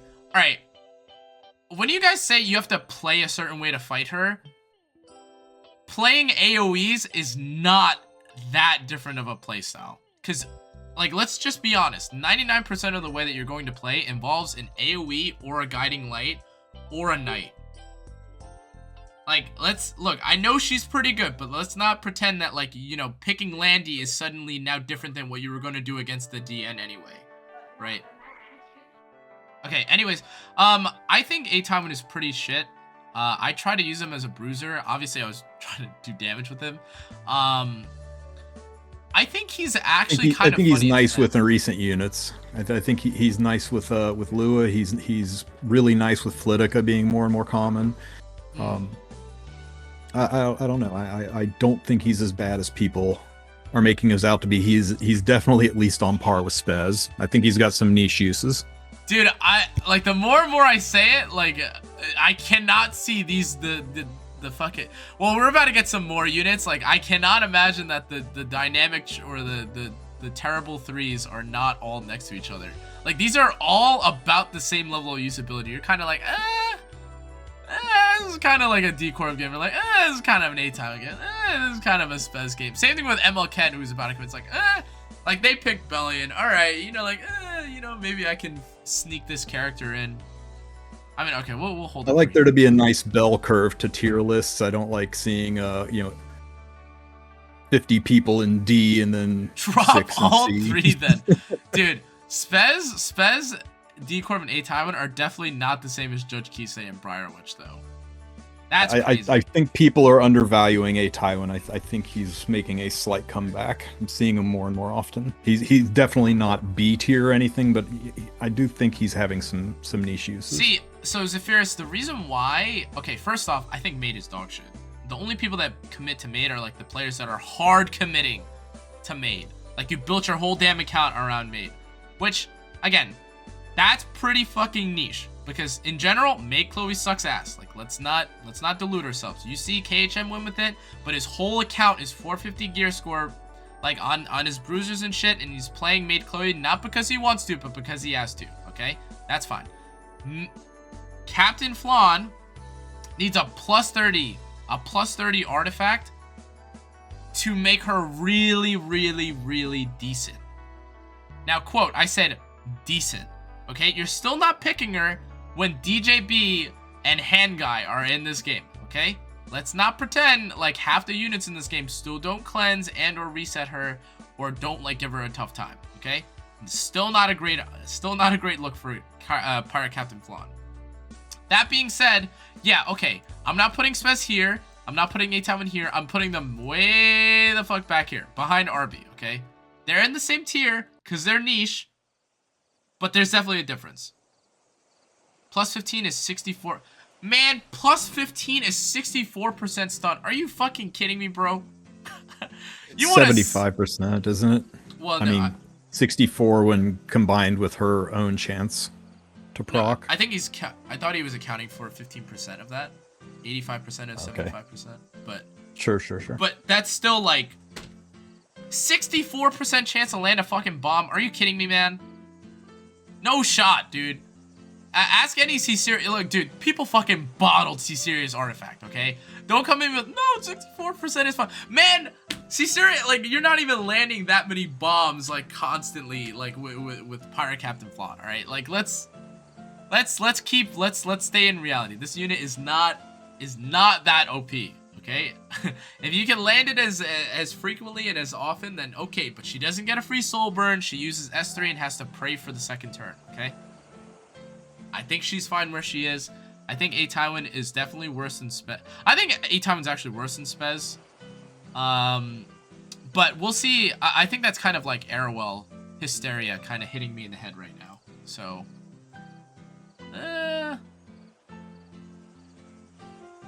anyways, like I think that's fine. I think he's a C tier character. What about ML5? Niche use. C tier at best. I think I agree with you. And again, part of the reason why I want to put dumb, and dumber all together is because I think they're all like for fun units, kind of in a sense. I mean, D tier has to be damn near impossible to play units. Yeah. And there are situations where you can play Ken. We should really just have a K tier, which is just like the KJ tier units, and it really should just have KJ or ML Ken and D Corv. Like they're not unusable. Like I don't think KJ would ever use Briar Witch or Judge Kise, but he's probably gonna smoke you a game or two with D Corv or ML Ken. I could definitely see that be the case. ML Ken is PvE usable though. For GVG? Is he really? I mean, other than Guild War offense on some specific applications, I mean, where else do you use Ken? Yeah, I can't really think of word it. Sorry, one sec. Okay, that's fine. All right, what about, I think bottom of C is fine. What about ML Celine? I think she's B tier just because of her Guild War usage against Ravis, but I also think she's draftable into specific comps. She's easy to counter if she's early picked, but I don't know. I've seen her. I like her on defense. I like her as a mid pick. I think she's a solid good usability B tier unit. Sorry, I didn't mean to laugh, but Carly, stop putting your bias into it, dude. Just because you do not attack skill every game and ban the counters to ML Celine doesn't mean she's OP. Yeah, just about just about everybody in the B tier dies to somebody. It's not that that's why they're in the B tier, not the A tier. They're good, usable units. She's situational, but not so situational that she's niche, I think. Okay, I think Spirit Eye... Okay, because you can kind of, like, categorize some of these characters together, right? I think putting Spirit Eye... I think I would always put Spirit Eye in the same category as Sage Ball and Opsig. They're both OP in their niche, and that's the point, right? These are all units that are OP in their niche. They're not like general use versatile units necessarily. They're like specialized, but when they work, they're really OP. So if you want to move Spirit Eye Celine to A, then you're moving Opsig and Sage Ball. Exactly. I don't think any of us has not flipped a table over Spirit Eye Celine's S3. What playstyle does Riley define standard? You're about to see this motherfucker every fucking game. I can already see people pre-ban AOL, Lua, first pick see Lilius or a hand guy or something, go Rylet. Every time. What is Spirit Eye's niche? Dealing with cleavers and dealing with people that don't have extra attacks or strips for her. Get a good shield on her and you have to figure out a way to kill her fast or she'll keep bringing back the rest of the team. So you got to deal with her fast and weather the storm of the other units while you're dealing with her. Closer down. I mean, closers isn't a niche though, right? Yeah, closer is a playstyle. An entire part of a playstyle. Yeah, that's the whole fucking aggro playstyle most of the time.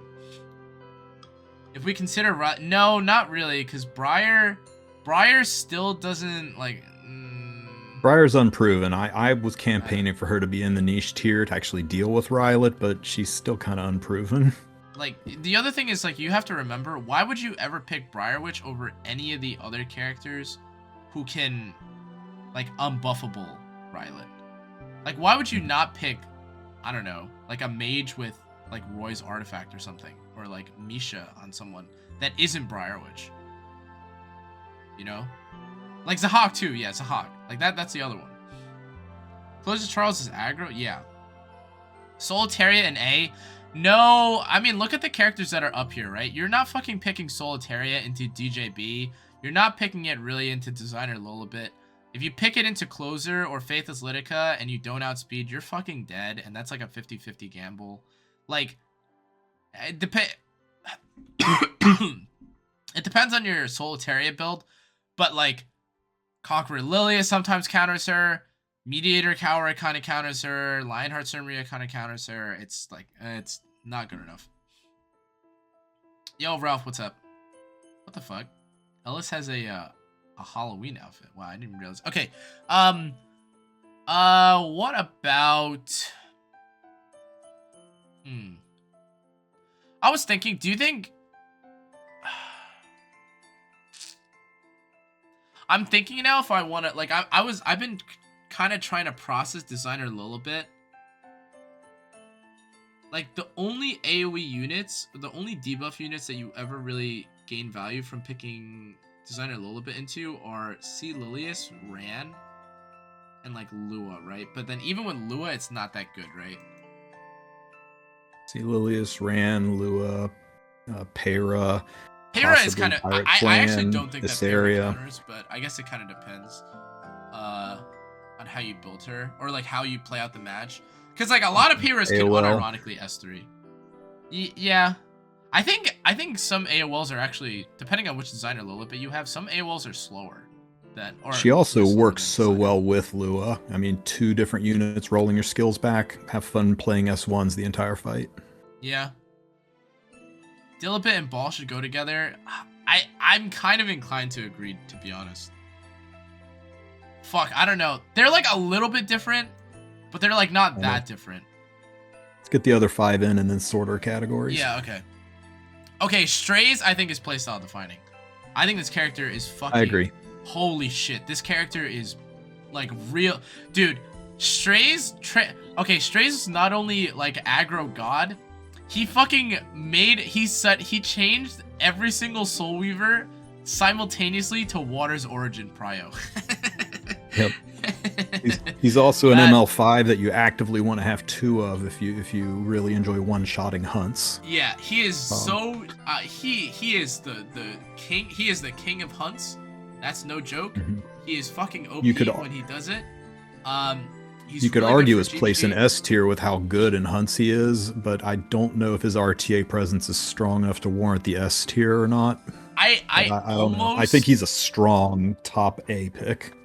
I think I would almost put Strays next to Lionheart because they both are PvE gods, and both. So kind here's of the thing, counter our though. playstyle. He's only a PvE god if you have really, really end game gear. I mean, his one-shot capability is nutty, but you're talking about like 2%er level gear here to be able to use him in one-shots.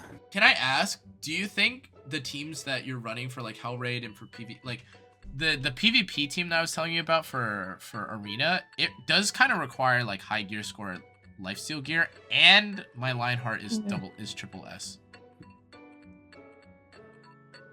Yeah, I mean, you've got a valid point there. And like chat was pointing out, yeah, Golem and Azzy, he's really easy to one-shot, but those aren't hunts people are farming. Katie's and Banshee with him, a little bit harder to gear him out for one-shot in those, and Wyvern one-shot is one of the highest gear score requirements for Strays out there. Fuck, dude. Strays Wyvern one-shot is fucking PTSD inducing. Don't worry, I'm getting out of that fucking hunt anyways. I don't know. I'm fine with S or A. I think I lean towards A more because I think he is better. I think Lionheart is better in RTA than Strays is, although after this buff, maybe that's going to change. Or maybe that changed with this buff. I don't know. I see Lionheart more than I see Strays, and I fear Lionheart more than I fear Strays when they're drafted. I will say both of them have excellent PvE usage. So the only thing I will say about Strays is that he always needs a setup. ML sermia, like you can kind of pick anything in standard and then throw ML sermia in, and it's kind of a force ban, like just by nature. Strays is kind of like, if you don't have an attack buffer and you have Strays, and you don't have a CR pusher and you have Strays, he's not really that OP, right? Like he can't be countered, which is great, and everyone likes to think of like, oh my god, yeah, you have closer Strays. Okay, if they ban closer, are you like, like it's so common because it's like closer S3, okay, and then Strays S3. And then you CR push with like you CR push the closer Charles back, and then closer will like kill another unit, like the unit that's like really low health. But what if you don't do that, and you have like Peyra, or you have like Lua? And this is the one thing that I have trouble with Lua right now. Okay, and I'm not saying that Lua isn't OP, but for some of these units, if you S2 and then S3, and you don't have an attack buff, like there's a lot of units like Faithless Lidica, DPS Faithless Lidica without attack buff is really kind of it's kind of middle of the pack, right? So if you want to leave, like I would say he's maybe next to DJB, because both of them are kind of setup units where like you fuck, I don't know, I think I maybe put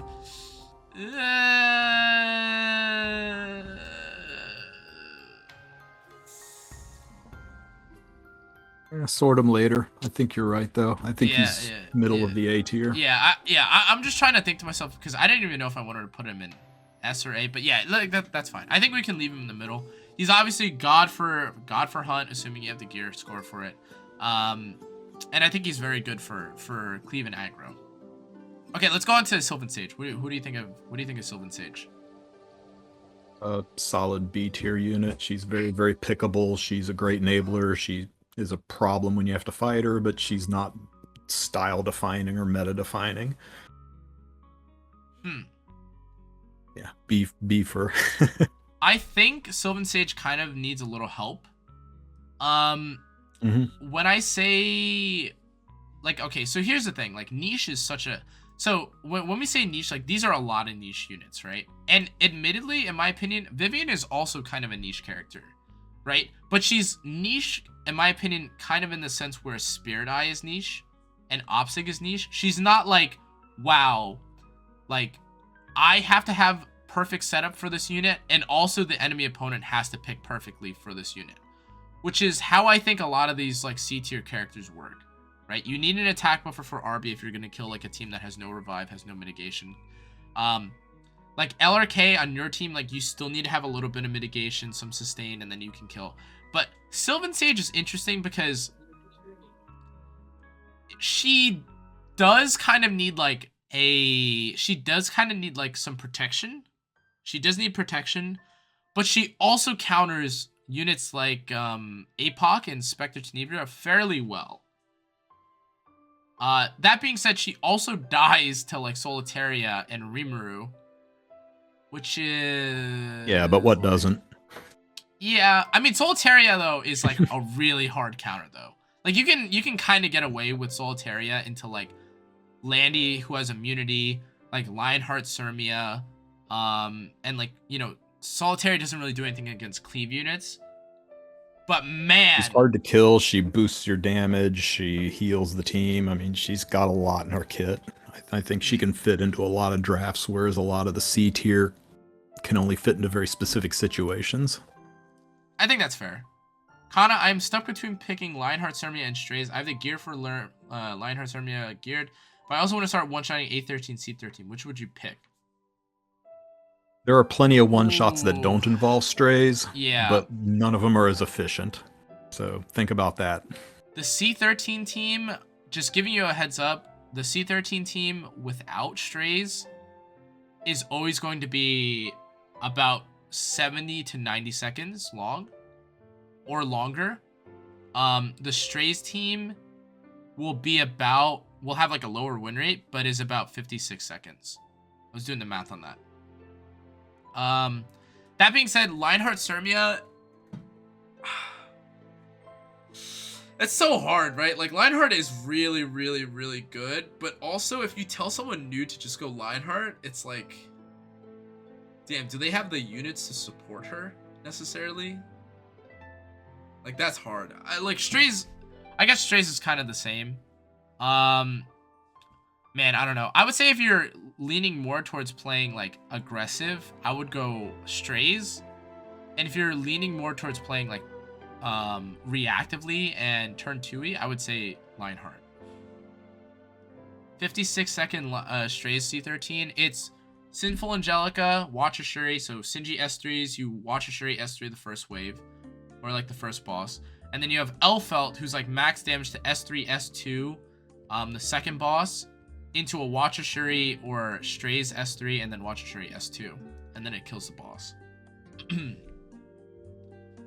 But yeah, I think the C13 argument, I think, is pretty valid, especially because we're about to get Torrent, which I think is about to be like the best in slot for a lot of DPS for a while, until they release something funkier. But that's beside the point.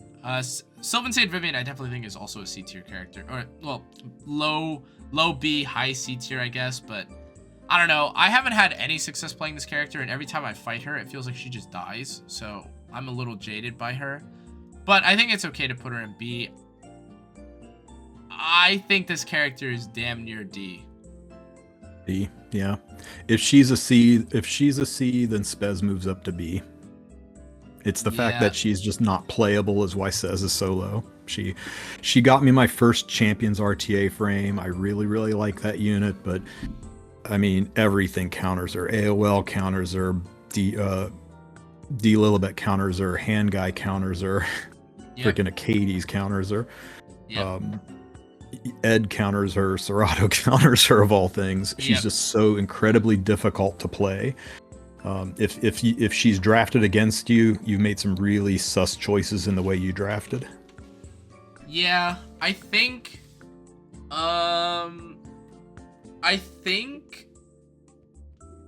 there used to be a world where I believed that if you had enough AoEs, like if you had Ren or something, SB Aura could be good, especially with Fire Aura. And then they added Ed to the game, and like now even if you banned, you know, Designer Lilibet, you're not really out of the woodworks, which is really shit, right? Because that means that you don't really have any way of countering debuffs. or like without sneaking her in as a 4/5, but as a 4/5, like, you know, there's not much value to be had there. There's a lot of good units on 4/5. SBR specifically, I don't think contributes any more than someone like Ida. Yeah, I would say like top of D, like like she would have to have like a C- section if we were even gonna put her into C. Yeah, that's what sorting the ranks is about, I think. Yeah. All right, what do you think about TML? Because I think TML is about to be. I think she was. Character. Yeah, I think she was a D. I think I tentatively am putting her in B because I think she might be A. She looks like she's going to be a beautiful bridge unit. Mm-hmm. I'm just she's untested yet. I'm a little concerned about her speed and her tankiness, but man, her kit looks amazing. So I don't know. She's either going to be a B, high B, or a low A. So I'm gonna check something real quick on the side. So she is high A or low B, high B or low A. Yeah. So she's 115 base speed, right? And she gives a 20% CR and attack buff to all team, right? On S2 now, with the extra turn. I mean, it's sad that 115 is not considered a really high base speed, but I think she'll be great for aggro, but I don't think she's going to be a great opener. Well, the issue is, like, what is Closer Charles's base speed? Is it 113? I don't know what Closer like Charles is. Hold on, let me.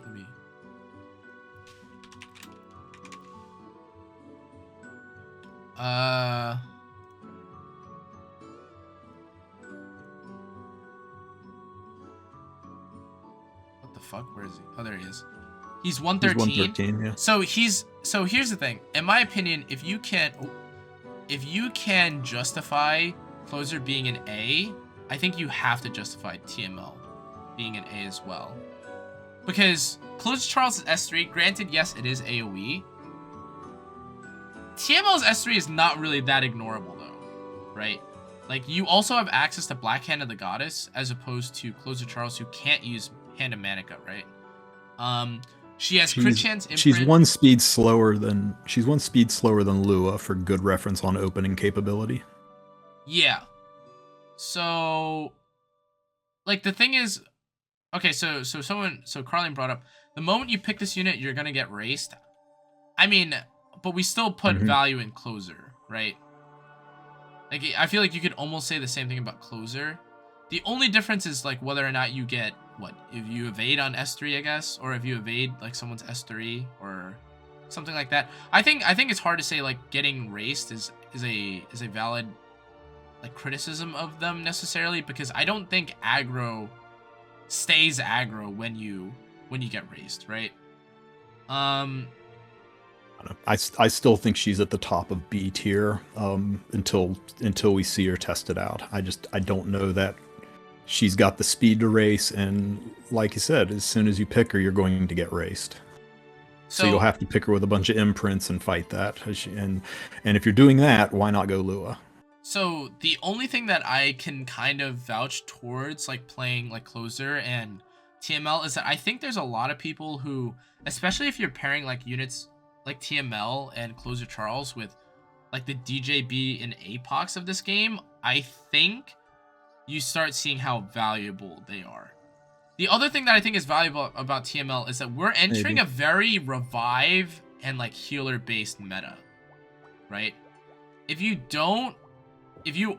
are able to actually do enough damage with TML to one shot or extinct a unit, and you can't bring them back with like Destina or something, I think that's insane value. And the honest God truth is that if you are willing to run that S3 into someone like, I don't know, like, I can't even think of it, but any unit like that is able to die to TML S3 and isn't revivable by like Destina or Ruelle or whoever, APOC, I think actually gives, like, I think there's a lot of value to that. And let's not forget the fact that like TML, when she S2s, goes into stealth, right? Or when she S3s, I guess, goes into stealth, which I think is also kind of underrated, because a lot of other units like Closer, all right, everyone's been fucking S3'd by APOC on Closer, or like with Closer's evasion, and you've died before, right? There is a 0% chance of you getting hit by APOC, which is one of the most important characters on this tier list, right? I think DJB APOC, I think, gives you a lot of value because you have an attack buffer, you have a damage dealer, right? Which is basically what you wanted from Closer Charles. The only difference is that now the damage is a little different, right? Like the damage is more front loaded rather than like through cycling, and it's not AoE, right? I think that's fine. If you want to put her at top of B because she's unproven, I think that's fair. I still don't think, like, I think once she comes out, we're going to see that she's going to be very similar to Closer in usage. And Tundra had a good point. She's got some speed in her awakening, so Closer's 113 speed, and top model I think will be 115 by the time she's fully awakened, so she's actually a little faster than Closer.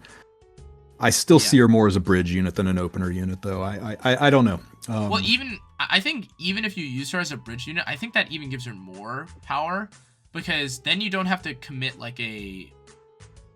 you won't have to commit like a guiding light necessarily. Okay, first off, guiding light is used for different purposes, so I take that back. But like, let's say you're using TML like kind of in the same place as a Strays or even like an Ida, right? You do give your whole team a CR push, which is kind of valuable, right? Like a lot of people enjoy like Ida S3. Granted, Ida's S3 stuns, right? But then that's fine. But TML at 250, 260 speed will probably kill a unit.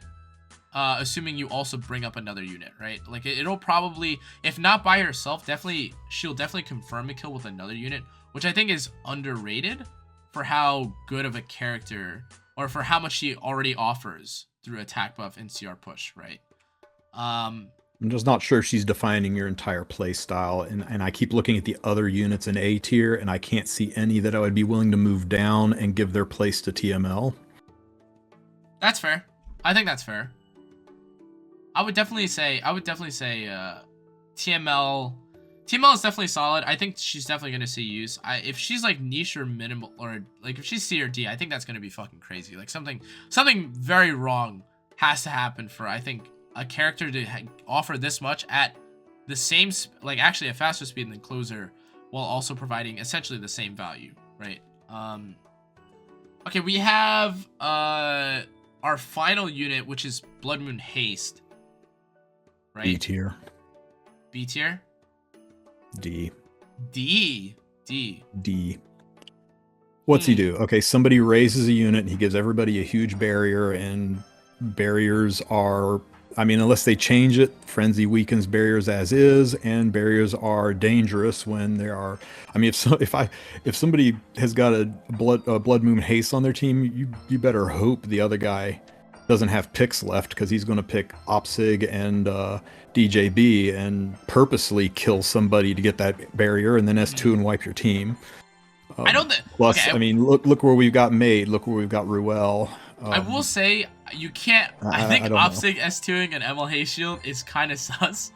I definitely agree with you on the DJB part, because that's like a guaranteed kill. Like, yeah, but I think he's very, very hard to use and very, very dangerous to pick. I think. So I'm trying to think, right? If you pick ML10, used to be my most wanted unit. I used to like lose to him nonstop in RTA. Dude, I used to too, and then I got him, and then I like never picked him. It was kind of. He fell out. Yeah. He was my first coin shop unit. I was actually kind of sad about that. Yeah. The one thing too, yeah, like a lot of his value is tied to revivers, so like Maid, RB. Dude, the worst part about it actually is he doesn't even really kill Spirit Isolene, which he should. Like he really should. I think him and Corvus both go down because they're really fundamentally just Guild War units for use against, like Tundra just said, for use against Mercedes. I mean, outside of Guild War units, they're the most niche MLM builds possible for RTA, I think. Dude, I don't think you can. I feel like if you're gonna do that, though, we just like D-Corvin, like, cause here's the thing. I think you will see as D-Corvin. Like Spez and ML Ken have actual, pickability and usability in RTA. but the thing is, like, I think that's because people are looking for, like, you're trying to look for like an ML Ken game. You're trying to look for a Spez game. You're trying to look for a D-Corv game. No one is fucking looking for an ML Haste game. Like, that's a very conditional kind of unit. You're like, oh, he picked a reviver. okay, is it usable in this case? Okay, fine. When you look at Spez and ML10, you're like, all right, here we go. I got like the F10A. I've got I'm picking this into Belian. I've got like a little bit of like protection for me. I still think I've got a stun. You draft him properly, people will smash ML Ken, and you've got to deal with it or you lose. And ML Ken's very usable in Guild Wars. I'd concede the Spez maybe be down there, but I can't see Spez and D Corvus being under ML Ken, really. If we're comparing trash to garbage, I think ML Ken is slightly more on the trash side and less the garbage side. The other thing is, like, so here's my struggle too. Like, okay, I think I was kind of wrong about this. I think it's fair to put these three together, okay, for sure. ML Ken, Spez, and D Corv. I think they're all, like, though not much better than each other, they are all about the same. Like, just for, like, the purpose of, like, sorting for a second, like, A Tywin is not in the same as these. Like, A Tywin has a really defined, like, use case, right? Like, you see the debuffs, you want to, like, cleanse, like, Sage Ball S2, like, you take fucking A Tywin, okay? ML Ken is, like, you, by some magic act of God, there is no one to deal with this damage dealer. There's no strippers, or there's no CCers. There's no one that is in, like, Guiding Light, or you don't have Stene, or you don't have, like, a cleave unit, you don't have a way to Death Break, you don't have, like, an AoE nuker. And after 99 conditions have passed, you can pick ML Ken as, like, maybe a force ban against Belian. And then the same thing with, like, Spez and D-Corv. It's like, okay, I have Ruelle. Okay, I think Spez is maybe... I actually think Spez might be a little bit better than ML Ken. But I think the second... But I think that's completely contingent on how much people are going to continue to play SC Ruelle. Because it I think a lot of our... Sorry, go ahead. I think a lot of our struggle is that we're comparing a category that we defined as niche use to a category we defined as minimal playability use, and that's kind of saying the same thing. Mm-hmm. Like, okay, I guess the niche use we gotta decide is the niche a common niche use versus a minimal playability, which is like I built an MLM unit or I got an incredibly rare niche opportunity. Okay. Honestly, you know what we should really have? You know what we should really do to fix this? What's that? There you go. What do you think? Not available. Do not pick these fucking characters, huh? This sounds about right, okay? Because the thing is, yeah, there's very minimal usability for these 4 units. And then you have fucking Judge Kise, Iseria, and SBR where you're like, fuck it, man. I want to lose this game. Yeah, just add a row and call it absolute, like... fodder tier or something. Yeah, like, okay, I think this is fair. We're gonna sort it like this, like, seek help. Okay, alright. Huh? Sounds pretty good, right? I think these are, okay, it's kind of a bell curve, right? I think this is kind of a bell curve. Yeah. Okay. You want to go through and kind of sort through each. Yeah, I mean, you were hot to pull Sage Vivian down, and some people were pretty hot to pull LQC down. I wasn't a huge fan of FCC, but I got rebuked hard on that. Like, no, it's like, okay. So here's the thing. I don't think you were wrong. Yeah, I like our tier list, to be honest. Like, by herself, she is not very, like, not particularly OP, to be honest. Like, I really don't think she's particularly OP. It's just that people are such, like dumb acorn brain fucking cleavers that FCC gets so much value. Like, some people just want to fucking play flan every game. Like, literally every fucking game. They just want to pick flan. And, like, flan and BBK. And they just... Like you just get so much value from picking FCC, like every fucking game against these players. That's probably why they made protection a 2-piece or 4-piece set, because if they made it a 2-piece set, she dropped down almost to D tier. Yeah, FCC's, well, actually, Giovanni, I don't think that's true though, right? Because it's not FCC single-handedly though, right? It's like if you pick FCC and you have DJB, right? Because that's the issue. The true answer to FCC is a pivotable draft that includes DJB. Because if you go FCC and I go DJB +1, you're like, oh. I'll be honest, man. There's not a thing on this list I would change except potentially pulling LQC down a notch. Really? You think she should go down to C? I think she's fine in B. I think she's a little bit more than niche use, but she's got so many counters, it's a little tough. But I think with Hui gone, her stock went up because she does what Hui does. So she fills that gap offensively, and she's not kicked out of existence when you pick her. So I don't know. It's yeah, like Zephyr said, LQC being B or C is very dependent on how good Hua still is. Yeah, like the thing about LQC too is that, like, just looking at it, everyone's like, oh, okay, cool. Like, okay, first off, no one is ever going to pick LQC. Like, no one is ever going to pick Designer Lilibet in a position where you can get LQC. Like, that's just not realistic, okay? So, like let's just look at the dark characters on this list that you could even potentially see, right? APOC is like the very natural, like, is your natural response for who you want to pick LQC into, right? You don't pick it into Mediator kawerik because you're a fucking psychopath if you do that. You could maybe pick it into ADS, but still, like, it's really like APOC and ADS. And then all these other characters, if you fucking pick LQC into them, either you should be dead, or, like, they drafted so impossibly bad that it's like, Well, okay, the other thing is, okay, wait. Someone brought up a good point.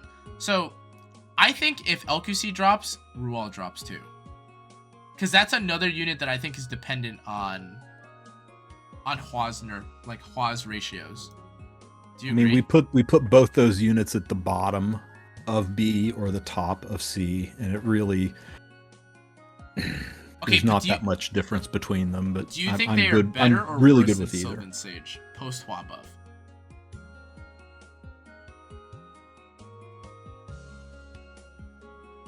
I think all three of those units, when they're drafted, I have to deal with them. I have to think about how I'm going to deal with them, or they're going to kill me. And that makes them a little bit more than just niche use to me. So I think all three of them should be in B tier, my personal. But I could be swayed either way because they're teetering on the edge. I think an easy disclaimer to make is that the very top and bottom of a tier list, the bottom and top of the tier list, are like interchangeable. Right? Pretty much. Yeah. I think... I mean, they have to be, or you wind up with 15 different rows. Yeah. I think... well, okay, so 1080-50, like, the thing is, I think... TML... Okay, and this is why I'm a little hesitant to put, like, Ruelle and LQC. The only one that I think... The only one who's, like, balance patch is, like, very obviously just a straight buff and is going to be, like, much better because he was already good is Rylet. Like, Rylet's buff was buffing a character that didn't need a buff, okay? But everyone else, I think, is... I'm hesitant to say, like, yeah, they're gonna be fucking OP. Like, it's not even out yet. We haven't even tested it yet. Like, here's the characters you should pick. TML... I just look at the other units in the C tier, and none of them are on par with Ruelle and LQC. Maybe even LQC. I mean, Ruelle is clearly a tier above Maid, and LQC, we're gonna compare him to Rylet and LRK. I don't know. I could be swayed either way, but I'm actually fine with the list as is. Yeah. Yeah, no, I think this is fine. I don't think there's any way that I don't think there's any way that I would put an unproven unit super highly. Like, I think the more conservative route is to leave the units that are about to be affected at a stronger point, because I think, like, TML definitely got buffed. Like, she's not like a C or D tier character, but I don't know if I would put her untested yet into an A tier, right? Rylet is the only one where it's like he got strictly buffed in every aspect, right? And so I think it's okay to put him here, but I think that might actually... I think Rylet and TML are one tier higher than they would be pre-buff. Yeah, I agree. I agree. I think these are. I think I kind of like this list though. Let's see. Is there anyone else? I mean, this even looks ordered, right? I think this is. See, Zephyris, that's fine, but the issue is that I think her requiring a pretty high tier, like a highly upgraded limited artifact makes her much more hard to pick than any of the others. Like Ruelle is like, okay, you pop your Shepherd or your Discrescent and you know you're running it, you know? Like, or you run whatever the fuck artifact you want.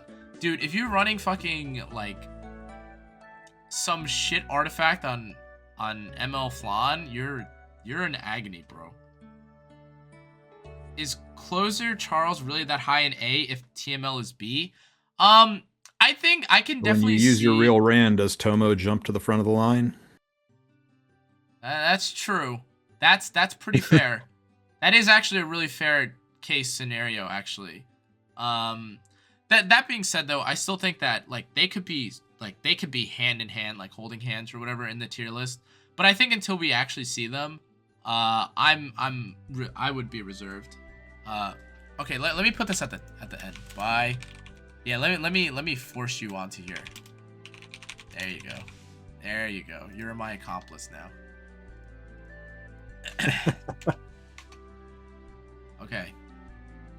Sermia over Stene. I mean, I would be tempted to swap Closer and I don't know. I think I would put Strays and maybe even Lidica ahead of Closer, but nitpicking.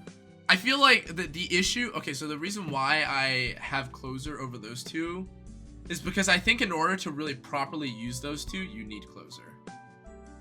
Like, the best drafts with these units, like Faithless, Lidica, and Strays, have Closer as the force ban. You know what I mean? Sure.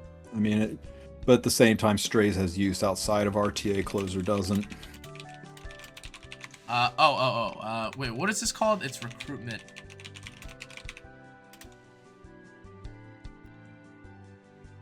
Okay, there we go.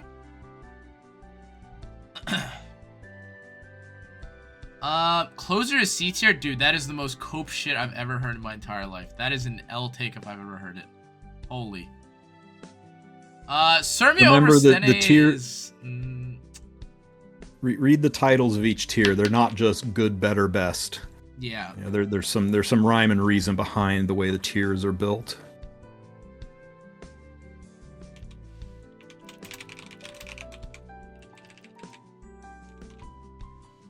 Huh. D-Corv is so high up, dude. Minimal usability is like... you got him 2 days ago and almost Muir? I don't know, man. This is bad take after bad take. You can get like almost 120 silver transmit stones out of ML Ken, or out of Dark Corvus. He is huge value. He is big value, isn't he? How do you build Sermia? Lifesteal crit. Or, you know, maybe lifesteal... Well, no, lifesteal crit, probably. I don't think Torrent's going to be good. Yeah, lifesteal crit, lifesteal pen. Some people will put... If you put pen on her, then her S1 is actually significant. Otherwise, you have to burn her S1. But the important thing is lifesteal and a butt ton of defense. Some people build her speed, but you have to go with Sigurd's Scythe if you run her speed. And she loses a lot of damage, not having a damage artifact. She's half the unit without lifesteal. I also kind of feel like... Okay, now that I, like, think about it... Damn, like, putting Stene over ML Sermia is... Wow, that looks a little weird. I'd put Stene over Sermia, but that's just me. I know you're not a fan of Sermia, or a fan of Stene. Dude, I fucking hate that character.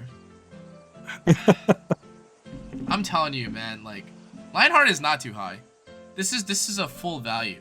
Lionheart's good for PvE too. Great for arena. Let me say it again. Lionheart Sermia, you can do a full auto arena team that has a near 100% success rate. You can fully auto all of Hell Raid with her. You can at high morale. You can use her. You can use her in Katie's hunt for a Mm-hmm. relatively fast team. She's good on a couple of expeditions. She's great on offense in some Guild War fights. She's usable in just about every aspect of the game. And that's what pushes her up to S tier. If you only look at RTA, she's a solid A at best. Yeah. But we're trying to look at this as a what to recommend for the for Epic 7 players to pick as well-rounded drafts or well-rounded picks. What to put their selector on if they play all aspects. If somebody just plays RTA or somebody just plays PvE, very different tier list they should be looking at.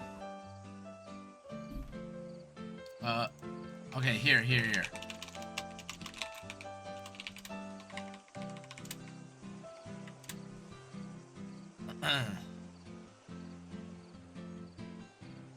Okay. Wow. We'll probably have to make a pinned comment defending LHC and a couple of the other picks. It's okay. Well, don't worry. Like, I always like having like one or two spicy answers because then like I get to like fight with the people in the comment section about why like the pick is good or bad. I love that shit. Like when I put Lilibet in A tier one time, I was like, holy fuck, this unit is so like, she's so ignorable if you have like Pavel and Politis and stuff. And then I was like, Lilibet in A? What the fuck? Like this is so crazy. Like what the fuck would it do? Dude, I'm not dropping Lionheart. I think Lionheart's actually the sauce. I think this unit's pretty good. Dude, you can really use her into a lot of units too. You can use her into Lionheart. She's pretty good into Lionheart. She's pretty good into lilius. She's really good into or she kind of goes like 50-50, right, with Solitaria. Anyone that counters always gives you value. She always has the ability to just fucking S3 anyways, like off of a dual attack. Like, what the fuck kind of mechanic is that? She kills Stene. She doesn't really do much to Alencia. Shu like hard fucking kills her, even though she counters. But I don't know. I think she's fine. You also can just give defense buff through like, Adventurer Raz and shit like that, so I don't think she's that bad. I also think Ruelle with Lionheart Sermia is not bad either. But yeah, okay. And there's not a chasm between each tier. Remember that the bottom and top of each tier has its toe dipped into the adjacent tier. Okay, hear me out. All right, what's up, Win?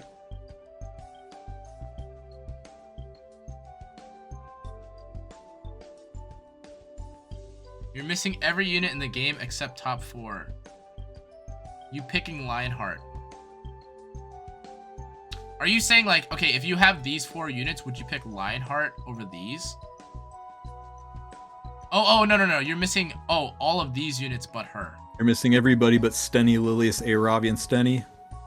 I mean, she's at Looking the at bottom the for list, a reason, yeah, right? 100%. I'd pick her. Wait. Sorry. I'd either pick her, DJB, or Belian because I play heavy in RTA. If I didn't play heavy in RTA, or I played equally in everything, yeah, I'd go for Lionheart. No, 100%. I think that's fair. Yeah, okay. I definitely want to... Fuck, man. I kind of want to move Strays up here. But Strays is like only one playstyle. Like, he's not that OP for PvP. If you only have those top 4 ML5s, you probably don't have the gear to be doing a Strays one shot. So... Yeah, okay. Alright, I think that's fair. I think the middle of A is interchangeable a little bit. And, the ending or the ends of the tiers and the beginning of the tiers are kind of interchangeable a bit. But this is the ML5 ML5 recruitment event tier list, overall PvP plus PvP value plus worth plus post balance patch by Kana and Tristen Wulf. Thank you for everyone that tuned in. If you watched this whole 2 hour and 25 video, make sure to holy crap. Make sure to check out Mr. Tristen Wulf if you don't already know him. Hall of Trial God, PvE God.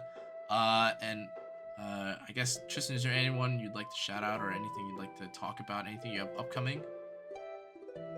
There's one thing I want to say is that it's going to be like a minimum of 18 to 20 days until you can actually recruit from this selector. Mm-hmm. So it pays off not just to wait, but wait until we see if you've got the coins. Wait and see what the next coin shop rotation is. Maybe even wait to see what the coin shop after that is, but also wait and see what the next mystic banners are before committing. You've got 90 days to complete this, and it would be a shame for you to pick, say Lionheart Sermia and have her be on the very next mystic banner, and you're sitting at pity. So take your time with it and make sure you're looking ahead at what's coming up. Yep. Okay. Yeah. Thank you again for that little heads uppy. Tristen Wulf always a carer of our accounts. But for everyone else, thank you again for everyone that tuned in to watch YouTube Frogs. Make sure to like, comment, subscribe, turn on the notification bell if you want to see more things like this.